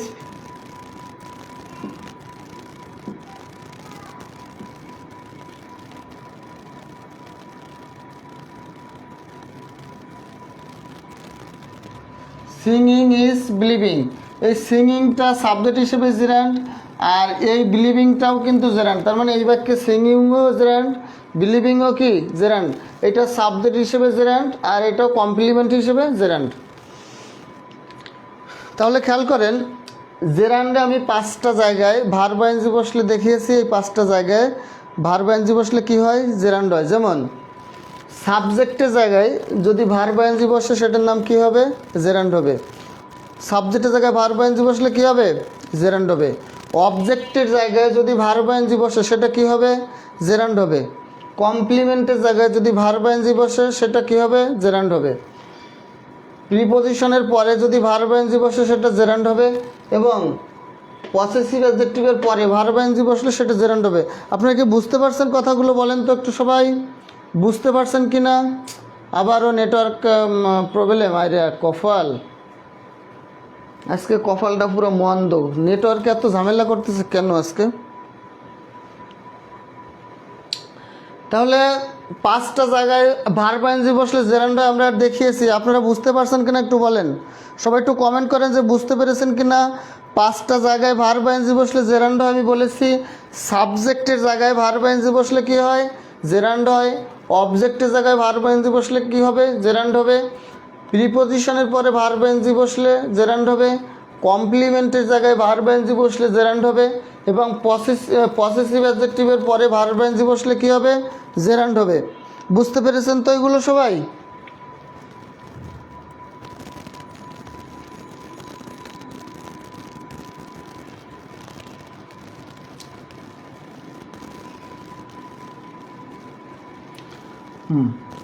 এইবার আমরা শিখব প্রেজেন্ট পার্টিসিপল। 3 প্রকার, তার ভিতরে প্রথমটা হলো প্রেজেন্ট পার্টিসিপল।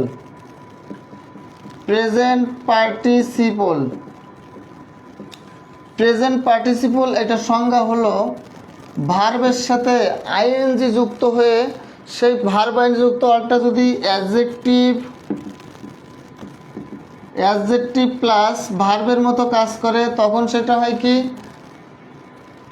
Present participle. তাহলে ভার্বের সাথে আইএনজি যুক্ত হয়ে, ভার্বের সাথে কি যুক্ত হয়ে?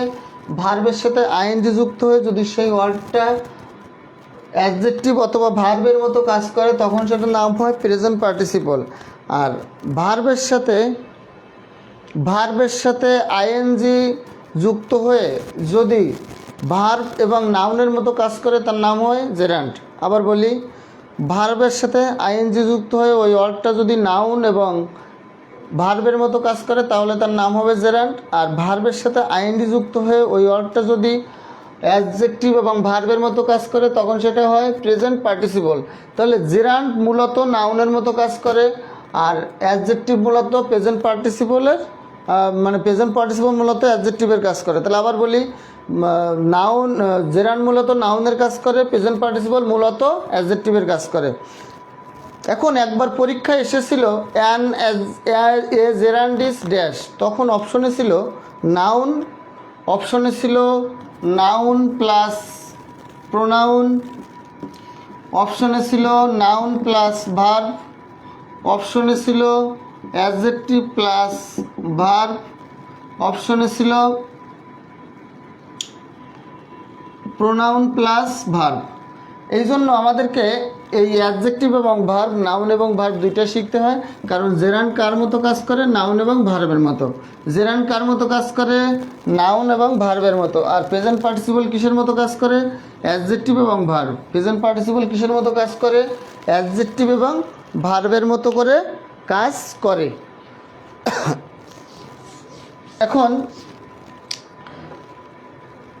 অ্যাডজেক্টিভের মূলত কাজটা কি? অ্যাডজেক্টিভের মূলত কাজ হলো অ্যাডজেক্টিভটা নাউনের পূর্বে বসে বা নাউন বা প্রোনাউন সম্পর্কে অতিরিক্ত তথ্য যে ওয়ার্ডটা দেয় সেটাকে বলা হয় অ্যাডজেক্টিভ। তাহলে নাউন বা প্রোনাউন সম্পর্কে যে তথ্য দেয় মূলত নাউনের আগে অ্যাডজেক্টিভ বসে। আপনারা মনে রাখবেন নাউনের আগে প্রিপোজিশন কনজাংশন ইন্টারজেকশন। নাউনের আগে প্রিপোজিশন, কনজাংশন এবং ইন্টারজেকশন, এই তিনটা পার্টস অফ স্পিচের বাদে অন্য যত পার্টস অফ স্পিচ আছে সবগুলো যদি নাউনের আগে বসে তাহলে ওই ওয়ার্ডটা অ্যাডজেক্টিভের মতো কাজ করে। কি বলেছি? প্রিপোজিশন, কনজাংশন এবং ইন্টারজেকশন, এই তিনটা পার্টস অফ স্পিচ বাদে বাকি সবগুলো পার্টস অফ স্পিচ যদি নাউনের আগে বসে তাহলে সেটা কিন্তু অ্যাডজেক্টিভের কাজ করে। যেমন নাউনের আগে বসলেও কিন্তু অ্যাডজেক্টিভ হয়। যেমন আমি যদি বলি ঢাকা, এই ঢাকাটা একটা নাউন, ইউনিভার্সিটি একটা নাউন। কিন্তু আমি যখন বলবো একসঙ্গে ঢাকা ইউনিভার্সিটি, তখন এই ঢাকা ইউনিভার্সিটিটা নাউন হবে আর ঢাকাটা হবে অ্যাডজেক্টিভ। তার মানে একাধিক নাউন যদি পাশাপাশি বসানো হয় তখন শেষে যে নাউনটা থাকে ওই নাউনটার নাম থাকে নাউন, আর আগের নাউনগুলো সব অ্যাডজেক্টিভ হয়ে যায়। কারণ নাউনের আগে বসার কথাকার অ্যাডজেক্টিভের, নাউনের আগে যে চেয়ারটা খালি থাকবে ওই চেয়ারটাতে অ্যাডজেক্টিভ নামক কেউ বসবে। তাহলে নাউনের আগে আপনি যদি নাউন বসিয়ে দেন সেটা অ্যাডজেক্টিভ হবে।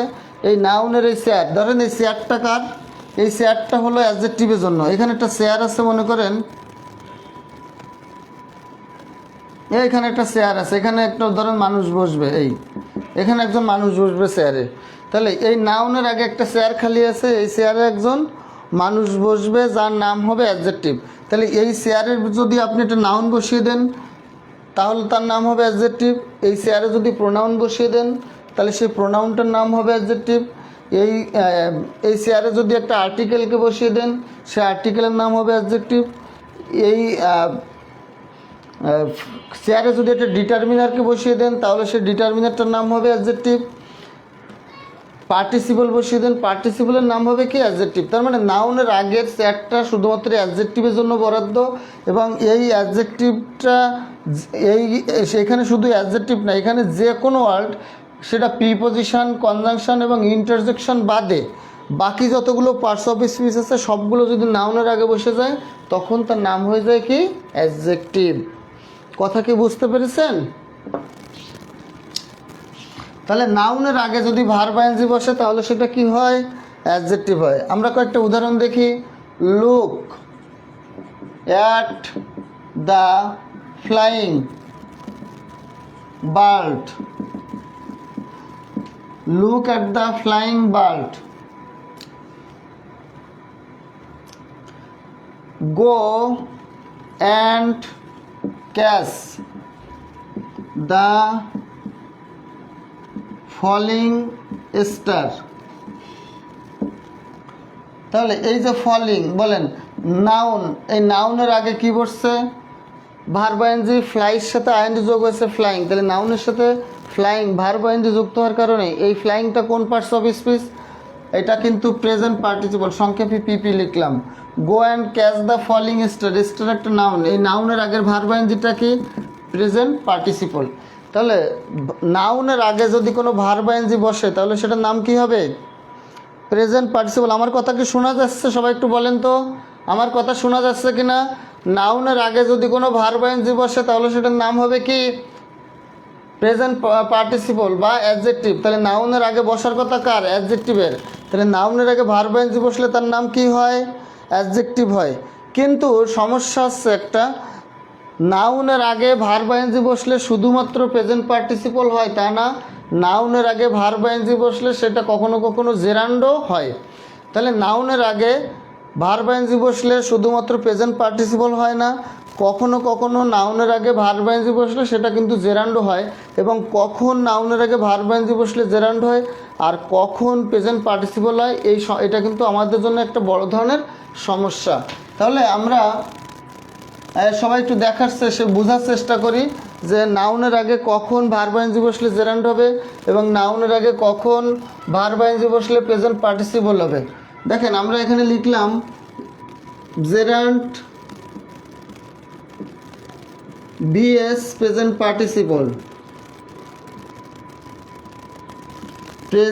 পার্টিসিপল, তার মানে এখন জেরান্ড আর প্রেজেন্ট পার্টিসিপলের ভিতরে একটা সংঘর্ষ বা একটা ঝামেলা হবে বা খেলাধুলা হবে।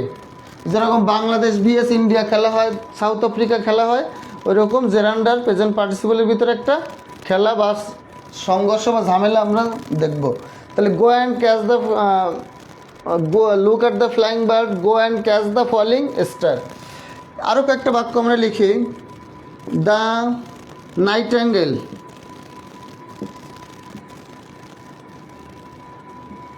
The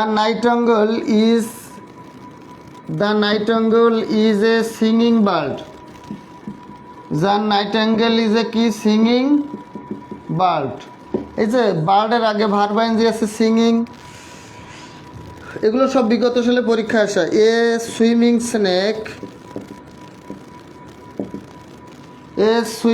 snake beat him in the leg.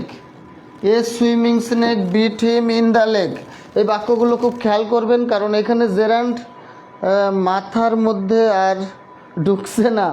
অনেক সময় যাচ্ছে, আর বেশিক্ষণ লাগবে না, প্রায় 2 ঘন্টা হতে যাচ্ছে, তো ঢুকবে আর বেশিক্ষণ লাগবে না, আর 15 মিনিট হয়তো লাগবে। জেরান্ড আর প্রেজেন্ট পার্টিসিপলের সমস্যাটা শেষ হয়ে গেলে ক্লাস শেষ, আর 15 মিনিট লাগবে। দেখেন swimming snake bit him in the leg. তারপরে খেয়াল করেন, তারপরে হলো I saw a walking man. তারপরে বলেন I saw a walking stick. I have a writing table. I have a writing table. I saw a writing man.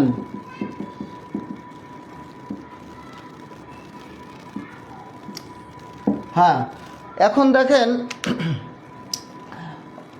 প্রত্যেকটা verb আইএনজির পরে একটা করে নাউন আছে, প্রত্যেকটা ভার্ব আইএনজির পরে একটা করে নাউন আছে। তাহলে আমরা জানি নাউনের আগে যদি কোনো ভার্ব আইএনজি বসে সেটার নাম হয় জেরান্ড। কিন্তু এখানে আমি শুধু জেরান্ডও শুধু হবে না এবং শুধুমাত্র প্রেজেন্ট পার্টিসিপল হবে না। আমরা সাধারণত জানি কি ভার্ব আইএনজি যদি নাউনের পূর্বে বসে তাহলে সেটা অ্যাডজেক্টিভ বা প্রেজেন্ট পার্টিসিপল হয়, কিন্তু এখানে কিন্তু জেরান্ডও হতে পারে, প্রেজেন্ট পার্টিসিপলও হতে পারে। তাহলে আপনারা সবাই একটু কমেন্ট করবেন দ্রুত, এই যেগুলো আমি লিখেছি যেটা বোঝেন, রাইটিং অথবা ফ্লাইং, হ্যাঁ, অথবা কি ফলিং অথবা সিঙ্গিং, এগুলো কোনটা যেটা বোঝেন সেইটা লিখে তার পাশে জেরান্ড হবে না প্রেজেন্ট পার্টিসিপল হবে একটু অ্যান্সার করেন তো দ্রুত। সবাই একটু দ্রুত অ্যান্সার করেন তো দেখি আপনারা কোনটাকে পারেন, যেটা পারেন সেইটা। ধরুন আপনি এই ফলিংটা পারবেন, ফলিংটা লিখে ডাইন পাশে লিখবেন জেরান্ড নাকি প্রেজেন্ট পার্টিসিপল। জেরান্ড হলে সংক্ষেপে জি লিখবেন, প্রেজেন্ট পার্টিসিপল হলে সংক্ষেপে পি লিখবেন। ধরুন অনেকে পারেন সুইমিংটা লিখে ডাইন পাশে হয় জি নাহলে পি এটা লিখবেন। সবাই একটু অ্যান্সার করেন তো, সবাই একটু দ্রুত অ্যান্সার করেন তো, এগুলো দেখি কার হয় কিনা বা কারোর কয়টা হয় আমি একটু দেখি। তারপর আমি তো এগুলো বুঝাবো, কারণ এগুলো বোঝানোর সুন্দর একটা টেকনিক আছে, আপনাদের ওই টেকনিকে অ্যাপ্লাই করে আমি এটা বুঝিয়ে দেবো আপনাদেরকে। জেরান্ড আর কোনটা জেরান্ড হবে কোনটা প্রেজেন্ট পার্টিসিপল একটু সবাই আমাকে একটু বলেন। সবাই একটু কমেন্টে অ্যান্সার করেন, কমেন্টে একটু অ্যান্সার করেন কোনটা জেরান্ড কোনটা প্রেজেন্ট পার্টিসিপল, দুই একটা যেটা পারেন সেটা অ্যান্সার করেন। কেউ না কেউ তো কোনোটা পারবেন, একটু অ্যান্সার কমেন্টে বলেন।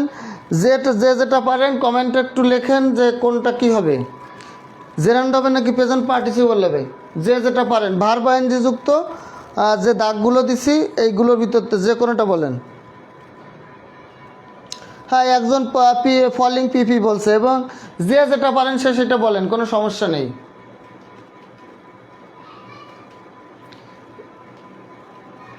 যে যেটা পারবেন সে সেটা বলবেন।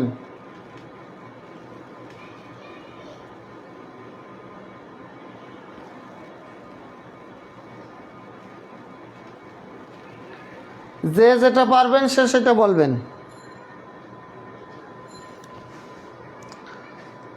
শুধু ওই সুমি আপু শুধু অ্যান্সার করছে ফলিং পিপি, আর কেউ কিছু বলবেন না? সবাই দু একটা অ্যান্সার করেন, একটু দেখি কমেন্ট করেন। আজকে তো কমেন্ট করালাম না বেশি, আজকে খালি ডালাও পড়িয়ে গেছি। কারণ আমি যদি প্রশ্ন দিয়ে আপনাদের কমেন্ট করার সময় দিতাম তাহলে আমি আর এত আরও বেশি পড়াইতে পারতাম না আর কি, অনেক কম পড়াতে হতো। এই singing present participle, walking present participle বলেন। হ্যাঁ, আরও অ্যান্সার করেন, কয়েকজন একটু অ্যান্সার করেন, আমি একটু দেখি। আজকে তো বেশি আপনাদের প্রশ্ন করিনি, কমেন্ট করার দরকার হয়নি, এখন একটু শেষ সময় এসে একটু কমেন্ট করেন।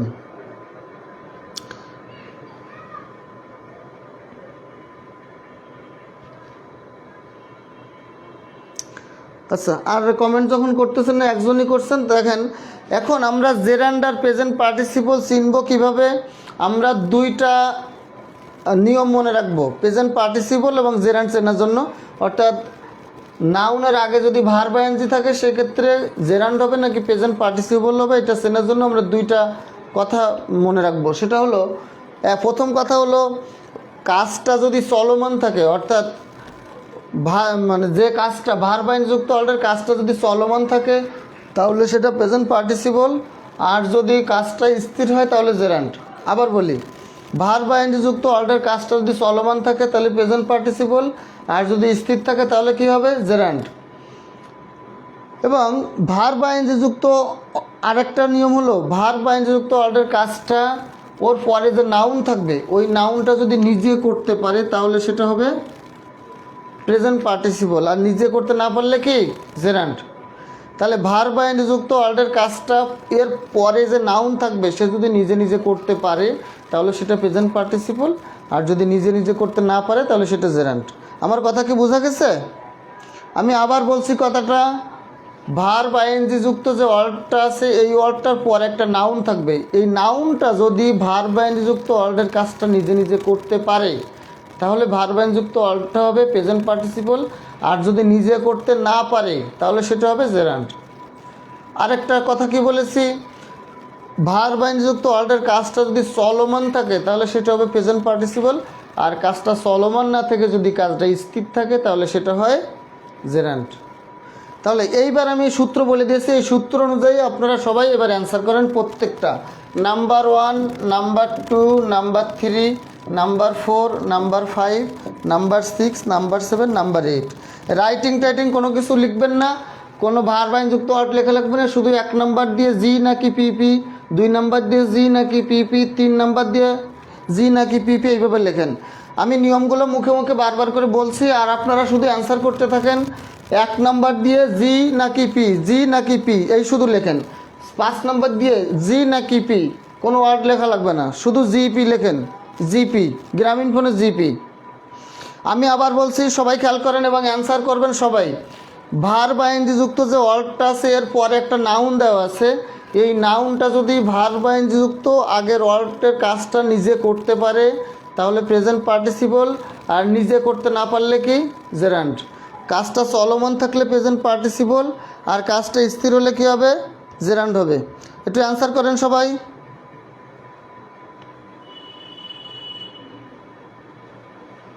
একটু অ্যান্সার করেন, আমি একটু দেখি, একটু অ্যান্সার করেন কাজটা করতে পারে কিনা।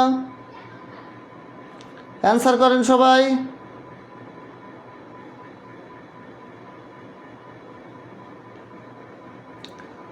সবাই একটু অ্যান্সার করেন।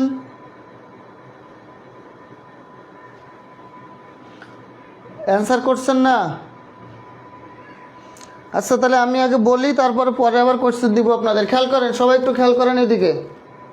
সেটা হলো আমরা 3 নম্বর থেকে শুরু করি। 3 নম্বরে দেখেন, আচ্ছা 1 নম্বর থেকে শুরু করি। I have A writing table. দেখেন ভার্ব আইএনজি যুক্ত ওয়ার্ডের আগে যেটা আছে এটা নিয়ে আমাদের বেশি একটা গুরুত্ব দেওয়া দরকার নেই, এটা নিয়ে বেশি মাথা ঘামানোর দরকার নেই। আমরা চিন্তা করব ভার্ব আইএনজি যুক্ত ওয়ার্ড এবং এর পরের নাউনটা নিয়ে। তাহলে ভার্ব আইএনজি যুক্ত ওয়ার্ডের আগে যে অংশটা দেওয়া আছে এই ওয়ার্ডটা নিয়ে আমাদের বেশি চিন্তা করতে হবে না, ব্রেন খরচ করতে হবে না। আমরা খেয়াল করব ভার্ব আইএনজি যুক্ত ওয়ার্ড এবং পরের অংশটুকু নিয়ে। সবাই মনোযোগ দেন, এই অংশটাই হচ্ছে আপনাদের সমস্যা হবে।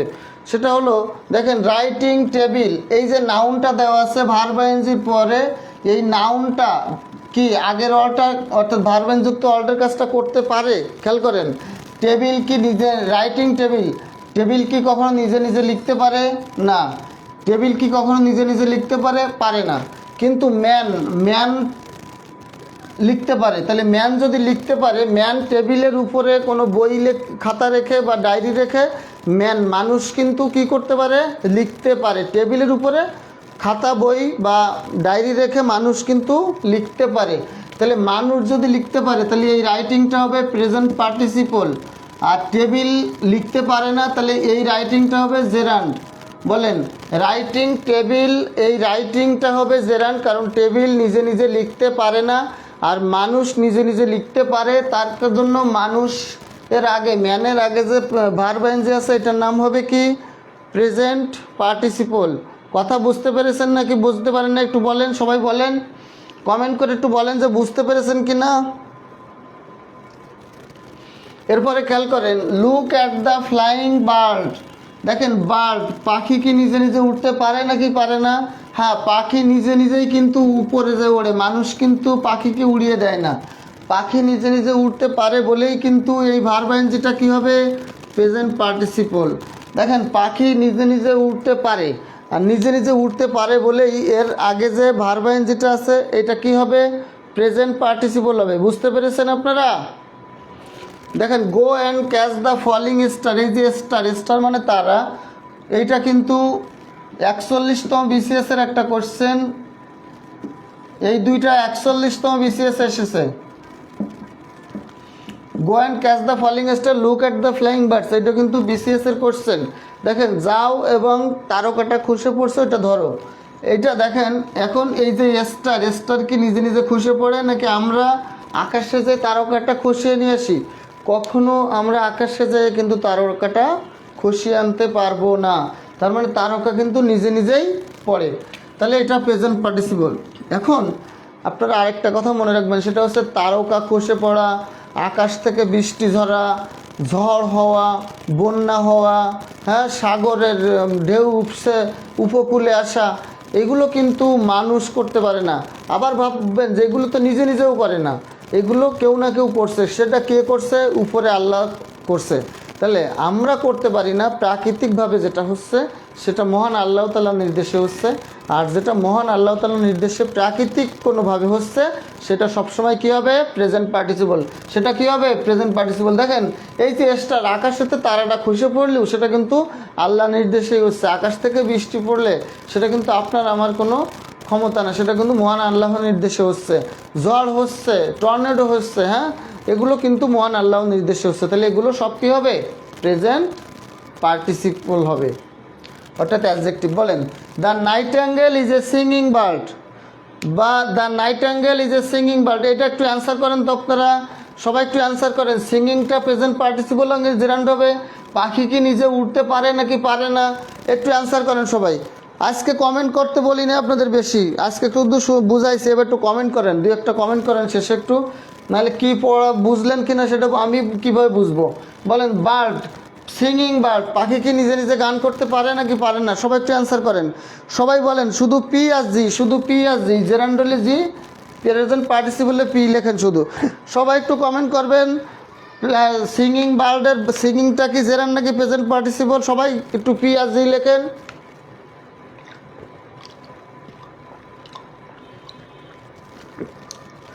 সবাই অ্যান্সার করেন, পি নাকি জি? সবাই অ্যান্সার করেন। সিঙ্গিংটা কি হবে, পি হবে নাকি জি হবে? সবাই অ্যান্সার করেন। আচ্ছা, আমার কথা কি শোনা যাচ্ছে না নাকি? কেউ কমেন্ট করতেছেন না কেন? কমেন্ট করেন একটু সবাই। এই সিঙ্গিংটা কি প্রেজেন্ট পার্টিসিপল নাকি জেরান্ড? সবাই কমেন্ট করেন। কমেন্ট গেছে কই?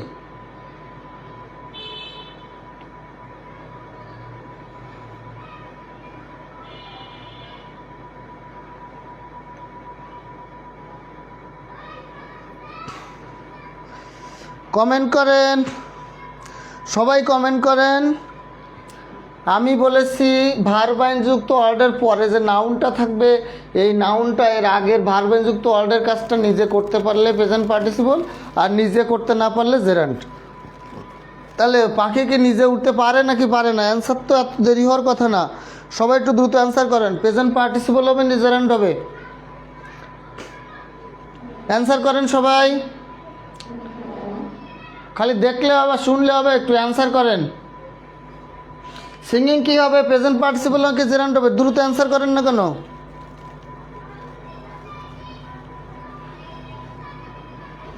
দেখেন, পাখি কিন্তু নিজে নিজে উঠতে পারে, তাহলে এটা হবে প্রেজেন্ট পার্টিসিপল। এটা কি হবে? Present participle. 6 নম্বরে বলা আছে a swimming snake bit him in the lake. একটা সাঁতাররত একটা সাপ আমার পায়ে কামড় দিল। এখন বলেন, সাপ কি পানিতে নিজে নিজে সাঁতার কাটতে পারে নাকি কোনো মানুষ যে সাঁতার কাটায় দেয় সাপরে? একটু বলেন। তাহলে সাপ যদি নিজে নিজে সাঁতার কাটতে পারে তাহলে প্রেজেন্ট পার্টিসিপল, সাপ যদি নিজে নিজে পানিতে সাঁতার কাটতে না পারে তাহলে জেরান্ড। এখন আপনারা সবাই একটু কমেন্টে অ্যান্সার করবেন যে এই সুইমিংটা কি জেরান্ড হবে না প্রেজেন্ট পার্টিসিপল হবে? সবাই একটু কমেন্ট করেন, সবাই একটু কমেন্ট করেন। সব চুপচাপ কেন? কমেন্টটা করলে কি ভালো লাগে বলেন? সুইমিংটা কী হবে বলেন? সাপ কি নিজে সাঁতার কাটতে পারে? পারলে প্রেজেন্ট পার্টিসিপল, না পারলে জেরান্ড। সবাই অ্যান্সার দেখতে চাই। এক দুজন অ্যান্সার করতে স্যার বসে আছে নাকি বুঝতেছে না, সেটা আমাকে বলতে হবে যে স্যার আমরা বুঝতেছি না, আবার বলেন। দরকার হলে আমি আবার রিপিট করব। বলেন, সুইমিংটা কি প্রেজেন্ট পার্টিসিপল নাকি জেরান্ড? সুইমিংটা কি প্রেজেন্ট পার্টিসিপল নাকি জেরান্ড হবে?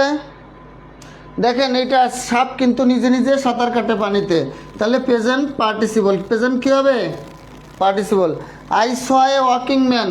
দেখেন, মানুষ যদি হাঁটতে পারে, আর এটা হচ্ছে স্টিক, এটা হাঁটতে পারে কি না পারে বলেন? মানুষ হাঁটতে পারে, তাহলে ম্যান ওয়াকিংয়ের কাজটা করতে পারে, কিন্তু স্টিক মানে আমরা ধরেন পায়ে ব্যথা পাইলাম, কোনো কারণে আমরা একা হাঁটতে পারছি না, তখন আমরা লাঠি নিয়ে লাঠির সাহায্যে হাঁটা শুরু করি। এখন লাঠিটাকে নিজে নিজে হাঁটে না লাঠি মানুষ হাঁটতে ব্যবহার করে? তাহলে মানুষ ওয়াকিং ম্যান, এই ওয়াকিংটা কী হবে? আর স্টিকের আগের যে ওয়াকিং, এইটা কী হবে?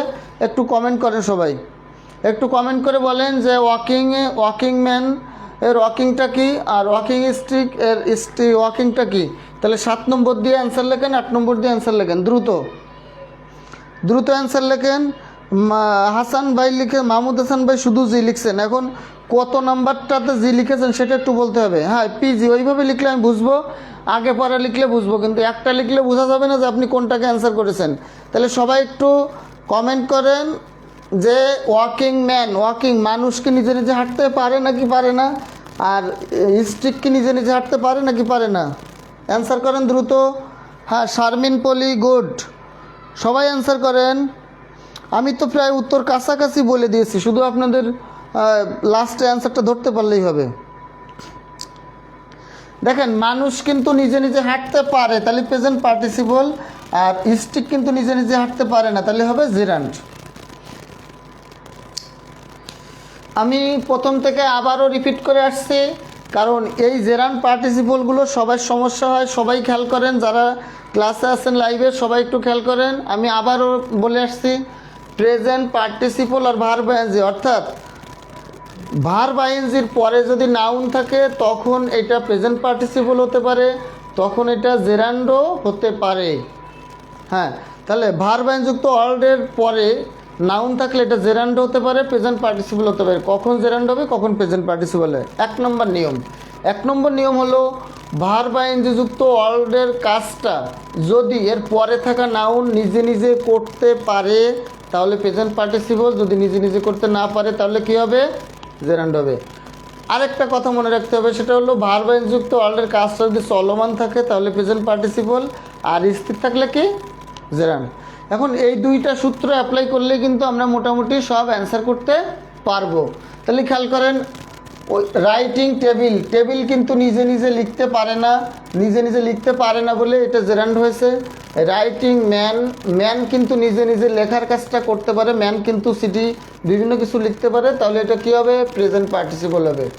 দেখেন ফ্লাইং বার্ড, পাখি কিন্তু নিজে নিজে উড়তে পারে, আকাশে উড়ে শূন্যে ওড়ে। আমরা কিন্তু পাখিদের উড়িয়ে দিতে যাই না, উড়তে যাই না, সঙ্গে সঙ্গে পাখির সাথে সাথে আমরা যাই না। তাহলে বার্ড নিজে নিজে ফ্লাইং করতে পারে বা উড়তে পারে, এই জন্য এটা কী হবে প্রেজেন্ট পার্টিসিপল।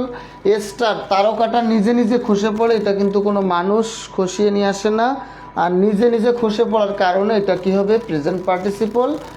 আর বার্ড, পাখি কিন্তু নিজে নিজে গান গায়, নিজে নিজে ডাকে।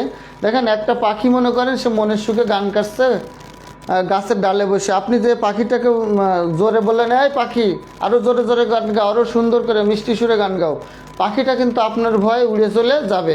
তার মানে পাখিকে আপনি গান গাইতে বললে পাখি কিন্তু আর গান গাচ্ছে না, কিন্তু পাখি নিজে নিজেই কিন্তু গানটা গাচ্ছে। আপনি যখন পাখিকে গান গাইতে বলবেন তখন সে ভয় আর উড়ে চলে যাবে। তাহলে পাখি কিন্তু নিজে নিজে গান করে, তাহলে প্রেজেন্ট পার্টিসিপল। এবং দেখেন সুইমিং স্নেক, সাপ কিন্তু পানিতে সাঁতার কাটতে পারে, ডুবতে পারে, ভাসতে পারে, তাহলে এই সুইমিংটা হবে প্রেজেন্ট পার্টিসিপল। দেখেন ওয়াকিং ম্যান, মানুষ কিন্তু নিজে নিজে হাঁটতে পারে, তাহলে এটা হবে প্রেজেন্ট পার্টিসিপল। আর স্টিক কিন্তু নিজে নিজে হাঁটতে পারে না, এটা মানুষ হাঁটার জন্য ব্যবহার করে, তাহলে এটা হবে জেরান্ড। এবার আমি দুটো কোশ্চেন দেবো, এই কোশ্চেন দুটো সবাই একটু অ্যান্সার করবেন, আমাকে সবাই একটু অ্যান্সার করে দেখাবেন, আশা করি সবাই অ্যান্সার করবেন। দেখেন সুইমিং পুল, সুইমিং কি পুল, সুইমিং পুল, আর এটা হচ্ছে সুইমিং বয়। সুইমিং পুল আর হলো সুইমিং বয়, সুইমিং পুল আর হলো কি সুইমিং বয়। এই যে সুইমিংটা একটার পরে বয় আছে আর একটার পরে পুল আছে, তাহলে এই সুইমিং কোনটা কি হবে নাম্বার, এটা হবে 1 নম্বর, এইটা হবে 2 নম্বর। তাহলে 1 নম্বরের সুইমিংটা কি জেরান্ড নাকি প্রেজেন্ট পার্টিসিপল, আর 2 নম্বরের সুইমিংটা কি প্রেজেন্ট পার্টিসিপল নাকি জেরান্ড, সবাই একটু অ্যান্সার করবেন। এই দুটো অ্যান্সার আপনারা করলে আমি বুঝে নিব যে আপনারা প্রেজেন্ট পার্টিসিপল জেরান্ডটা ভালো করে বুঝেছেন। এই দুইটা অ্যান্সার সবাইকে করতে হবে, এখানে যারা ক্লাস করতেছে, তাহলে আমি বুঝে নিব যে আপনারা সবাই বুঝেছেন। হ্যাঁ, আমি মাহমুদুল হাসান ভাইয়ের প্রথম অ্যান্সারটা পেলাম, প্রত্যেকে অ্যান্সার করেন। এই দুটো অ্যান্সার যদি পারেন আমি বুঝে নিব আজকে আপনারা ক্লাসে জেরান্ড পার্টিসিপলটা ফাইন্ড আউট করাটা শিখেছেন। সবাই অ্যান্সার করতে হবে। মাহমুদুল হাসান ভাই করছে, সবাই করেন। এই সুইমিংটা জেরান্ড নাকি প্রেজেন্ট পার্টিসিপল, এই সুইমিংটা জেরান্ড নাকি প্রেজেন্ট পার্টিসিপল, সবাই একটু অ্যান্সার করেন। হ্যাঁ, নাজিউর রহমান ভাই অ্যান্সার করেছে, 2 জনের অ্যান্সার পেয়েছি, সবাই অ্যান্সার আমি এখন চাই, দ্রুত অ্যান্সার করেন। এটা তো পারার কথা, না পারার তো কথা না এটা। শারমিন পলি অ্যান্সার করেছে, 3 জনের অ্যান্সার পেয়েছি। পপি দত্ত অ্যান্সার করেছে, হ্যাঁ গুড। আমি 4 জনের অ্যান্সার পেয়েছি, আমি সবার অ্যান্সারটা এখন চাই। এই দুইটা যদি আপনারা পারেন আমি ধারণা করে নিব যে আপনারা সবাই জেরান্ড পার্টিসিপল বুঝছেন। যে ভুল করবেন তাকে আবার আমাকে আবার আমি তাকে বুঝাবো। অ্যান্সার করেন দ্রুত, দ্রুত অ্যান্সার করেন।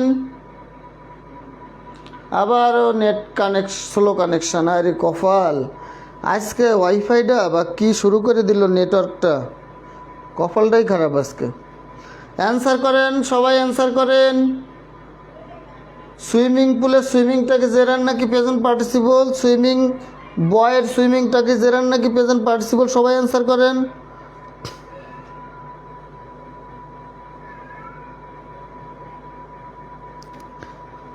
দেখেন সুইমিং পুল, পুল মানে এইখানে পুল বলতে পারেন, পন্ড বলতে পারেন, রিভার বলতে পারেন, সি বলতে পারেন, অর্থাৎ সুইমিংয়ের পরে পুল থাকুক, পুকুর থাকুক, সাগর থাকুক, নদী থাকুক, দিঘি থাকুক, খাল থাকুক, যাই থাকুক, পুকুর, পন্ড, পুকুর, ফুল এইগুলো কিন্তু সাঁতার কাটতে পারে না। সুইমিং পুল, পুলের ভিতরে কিন্তু মানুষ সাঁতার কাটে, পুল কিন্তু সাঁতার কাটে না ভাই। ফুল কিন্তু সাঁতার কাটে না, ফুলের ভিতরে পানি থাকে, পুকুরের ভিতরে পানি থাকে, সেখানে মানুষ সাঁতার কাটে। তাহলে ফুল সাঁতার কাটতে পারে না, তাহলে এটা হবে জেরান্ড। আর সুইমিং, বয় কিন্তু সুইমিং করতে পারে, বয় কিন্তু সুইমিং করতে পারে, তাহলে এটা হবে প্রেজেন্ট পার্টিসিপল। এখন আমাকে আপনারা একটু সবাই কমেন্টে বলেন যে আপনারা জেরান্ড পার্টিসিপল বুঝেছেন নাকি বোঝেন নাই। যদি না বুঝেন তাহলে আমাকে আবার বোঝাতে হবে, আর যদি বুঝেন তাহলে আমি আর বোঝাবো না। বলেন আপনারা সবাই একটু কমেন্টে এই কথাটা অন্তত বলেন যে প্রেজেন্ট পার্টিসিপল জেরান্ড বুঝছেন কি বোঝেন নাই, সবাই একটু কমেন্ট করেন। সবাই কমেন্ট না করা পর্যন্ত আমি পরবর্তী রুলে যেতে পারছি না। সবাই একটু কমেন্ট করেন প্রেজেন্ট পার্টিসিপল এবং জেরান্ড আপনারা বুঝেছেন কিনা, সবাই কমেন্ট করেন। সবাই একটু কমেন্ট করেন প্রেজেন্ট পার্টিসিপল জেরান্ড বুঝছেন কিনা একটু বলেন। জেরান্ড প্রেজেন্ট পার্টিসিপল বুঝছেন কিনা। শারমিন সুলতানা বলছেন আলহামদুলিল্লাহ ক্লিয়ার। হ্যাঁ, তাহলে সবাই একটু বলতে হবে। তাহলে ভার্ব যুক্ত অর্ডার পরে নাউনটা যদি কাজটি নিজে করতে পারে তাহলে প্রেজেন্ট পার্টিসিপল, নিজে না করতে পারলে জেরান্ড। নিজে করতে পারলে প্রেজেন্ট পার্টিসিপল, নিজে না করতে পারলে কি জেরান্ড। সবাই একটু কমেন্ট করেন যে বুঝছেন কি না, সবাই একটু কমেন্ট করেন। কমেন্ট করলে আমি পরবর্তী রুলে যাব, আপনাদের ক্লাসও দ্রুত শেষ হবে। আপনারা কমেন্ট না করলে তো আমি পরবর্তী রুলে যেতে পারছি না এবং আমি তত দ্রুত ক্লাসও শেষ করতে পারছি না। তাহলে আপনারা একটু কমেন্ট করে জানান যে আপনারা বুঝতে পারছেন কিনা, সবাই কমেন্ট করেন সবাই।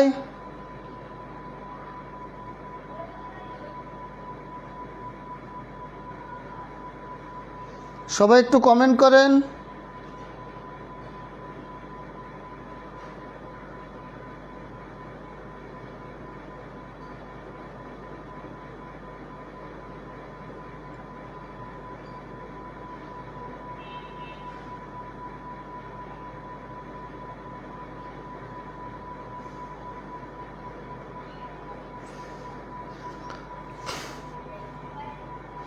হ্যাঁ, সবাই যদি বুঝে থাকেন তাহলে ভালো।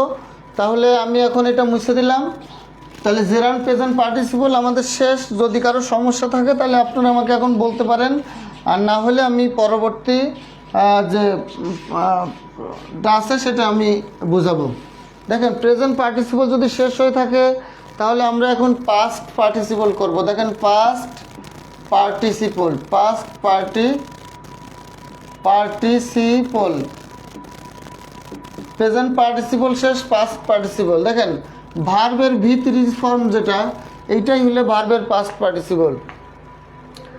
দেখেন পরীক্ষা এসেছে a lost opportunity,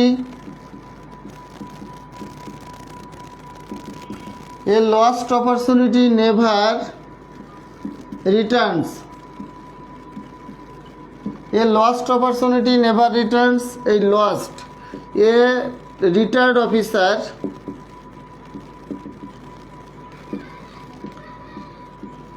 A retired officer lives next ডোর।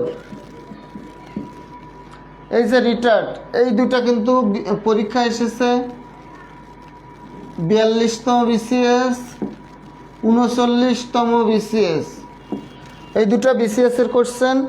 এবং এই দুটাই কিন্তু দেখেন loss, loss, loss, LOSC loss, LOST lost, LOST lost, loss, lost, loss. তাহলে এই লসটা হচ্ছে ভার্বের কোন ফর্ম? V3 form. তারপর হলো রিটায়ার,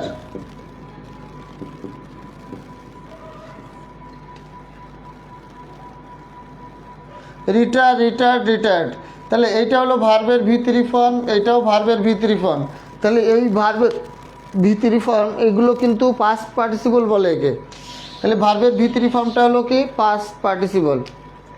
দেখেন a burn child, a burn child dreads the fear. এই যে বার্নড, এই বার্নটা কিন্তু ভার্বের past participle form. Burn, burn, burn, এটা একটা প্রবাদ বাক্য। এইটার অর্থ হলো ঘর পোড়া গরু সিঁদুরে মেঘ দেখলে ভয় পায়। তাহলে এই তিনটা পাস্ট পার্টিসিপল থেকে এই যাবত এই তিনটা কোশ্চেন বারবার ঘুরে ফিরে এসেছে। আপনাদেরও এখান থেকে বহু কমান আসতে পারে।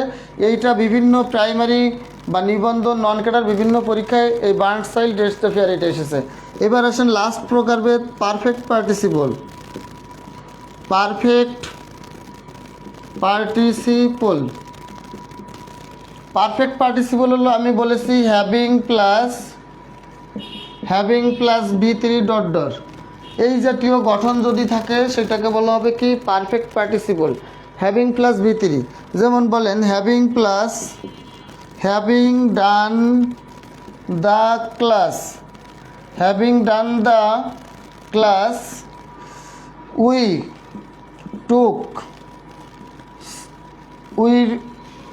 ওয়েন্ট হোম অথবা উই টুক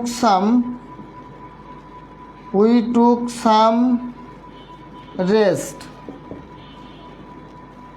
খেয়াল করেন হ্যাভিং ডান দ্য ক্লাস শেষে আমরা কি করব উই ওয়েন্ট হোম অথবা উই টুক সাম রেস্ট। তাহলে হ্যাভিং প্লাস V3 দিয়ে যদি বাক্যটা শুরু হয় এটা হলো পারফেক্ট পার্টিসিপল, এবং এর পরবর্তী যে মেইন ক্লাসটি থাকবে এই ক্লাসের ভার্বটা হবে সবসময় V2। দেখেন এই ওয়েন্ট অথবা কি টুক, তাহলে এটা হচ্ছে ভার্বের V2 ফর্ম। কথা কি বুঝতে পেরেছেন? হ্যাভিং প্লাস V3 দিয়ে যদি শুরু হয় ফ্রেজটা, তাহলে এর পরবর্তী যে মেইন ক্লাস থাকবে ওই ক্লাসের ভার্ব হি ওয়েন্ট হোম, এখানে গো হোম বা টেক সাম রেস্ট বলা যাবে না, বলতে হবে টুক সাম রেস্ট অথবা ওয়েন্ট হোম। তার মানে এটা সবসময় অতীত থাকবে। পাস্ট পার্টিসিপল আর পারফেক্ট পার্টিসিপল এই দুইটা সবসময় অতীতকালের ঘটনা বলা হবে। তাহলে পাস্ট পার্টিসিপল আর পারফেক্ট পার্টিসিপলে সবসময় অতীতকাল হবে। দেখেন এখানে হ্যাভিং ডান, এখানে ভার্বের V2 ফর্ম হবে, আর এইটা পাস্ট পার্টিসিপলে অলওয়েজ ভার্বের V3 ফর্ম। কথা বুঝতে পেরেছেন কিনা বলেন? হ্যাঁ, কথা বুঝতে পেরেছেন কিনা বলেন? আজকে মূলত জেরান্ড পার্টিসিপল এবং ভার্বের মূলত অল্প করে আলোচনার পরেও এইটা মূলত সর্বশেষ আমাদের ছিল। এখন আর কারো কিছু জানার আছে কিনা, বা এরপরে আপনাদের কোন টপিকে দুর্বলতা আছে, আপনারা এরপরে কোন টপিকের ক্লাস চান?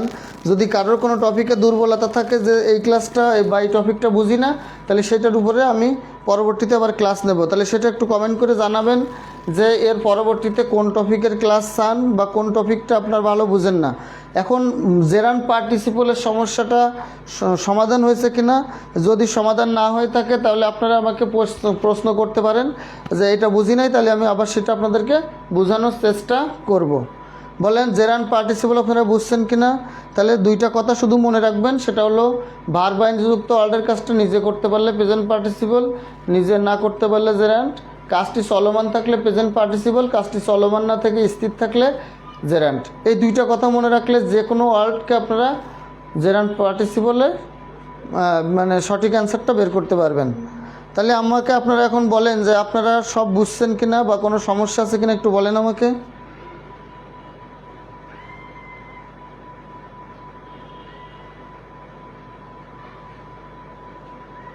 একটু বলেন সবাই।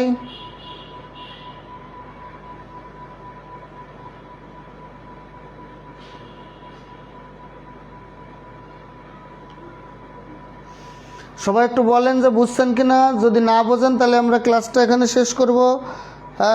ক্লাস আমাদের মূলত ক্লাস শেষ। এখন আর কারো কোনো কোশ্চেন আছে কিনা? যদি কোশ্চেন আপনাদের থাকে তাহলে আপনারা সেটা বলবেন। আর এর পরবর্তীতে কোন টপিকে আপনাদের সমস্যা, কোন টপিকে ক্লাস করতে চান, ফ্রি কোন ক্লাস করতে চান, আর এরপরে সেটা আপনারা অবশ্যই কমেন্ট করে জানাবেন যে এই ক্লাসটা এরপরে আমরা করতে চাই। তাহলে যদি আর কোনো সমস্যা না থাকে, যদি বুঝে থাকেন, তাহলে আজকের মতো এখানে আমাদের ক্লাস শেষ হচ্ছে। আবার দেখা হবে আগামীতে ইনশাল্লাহ।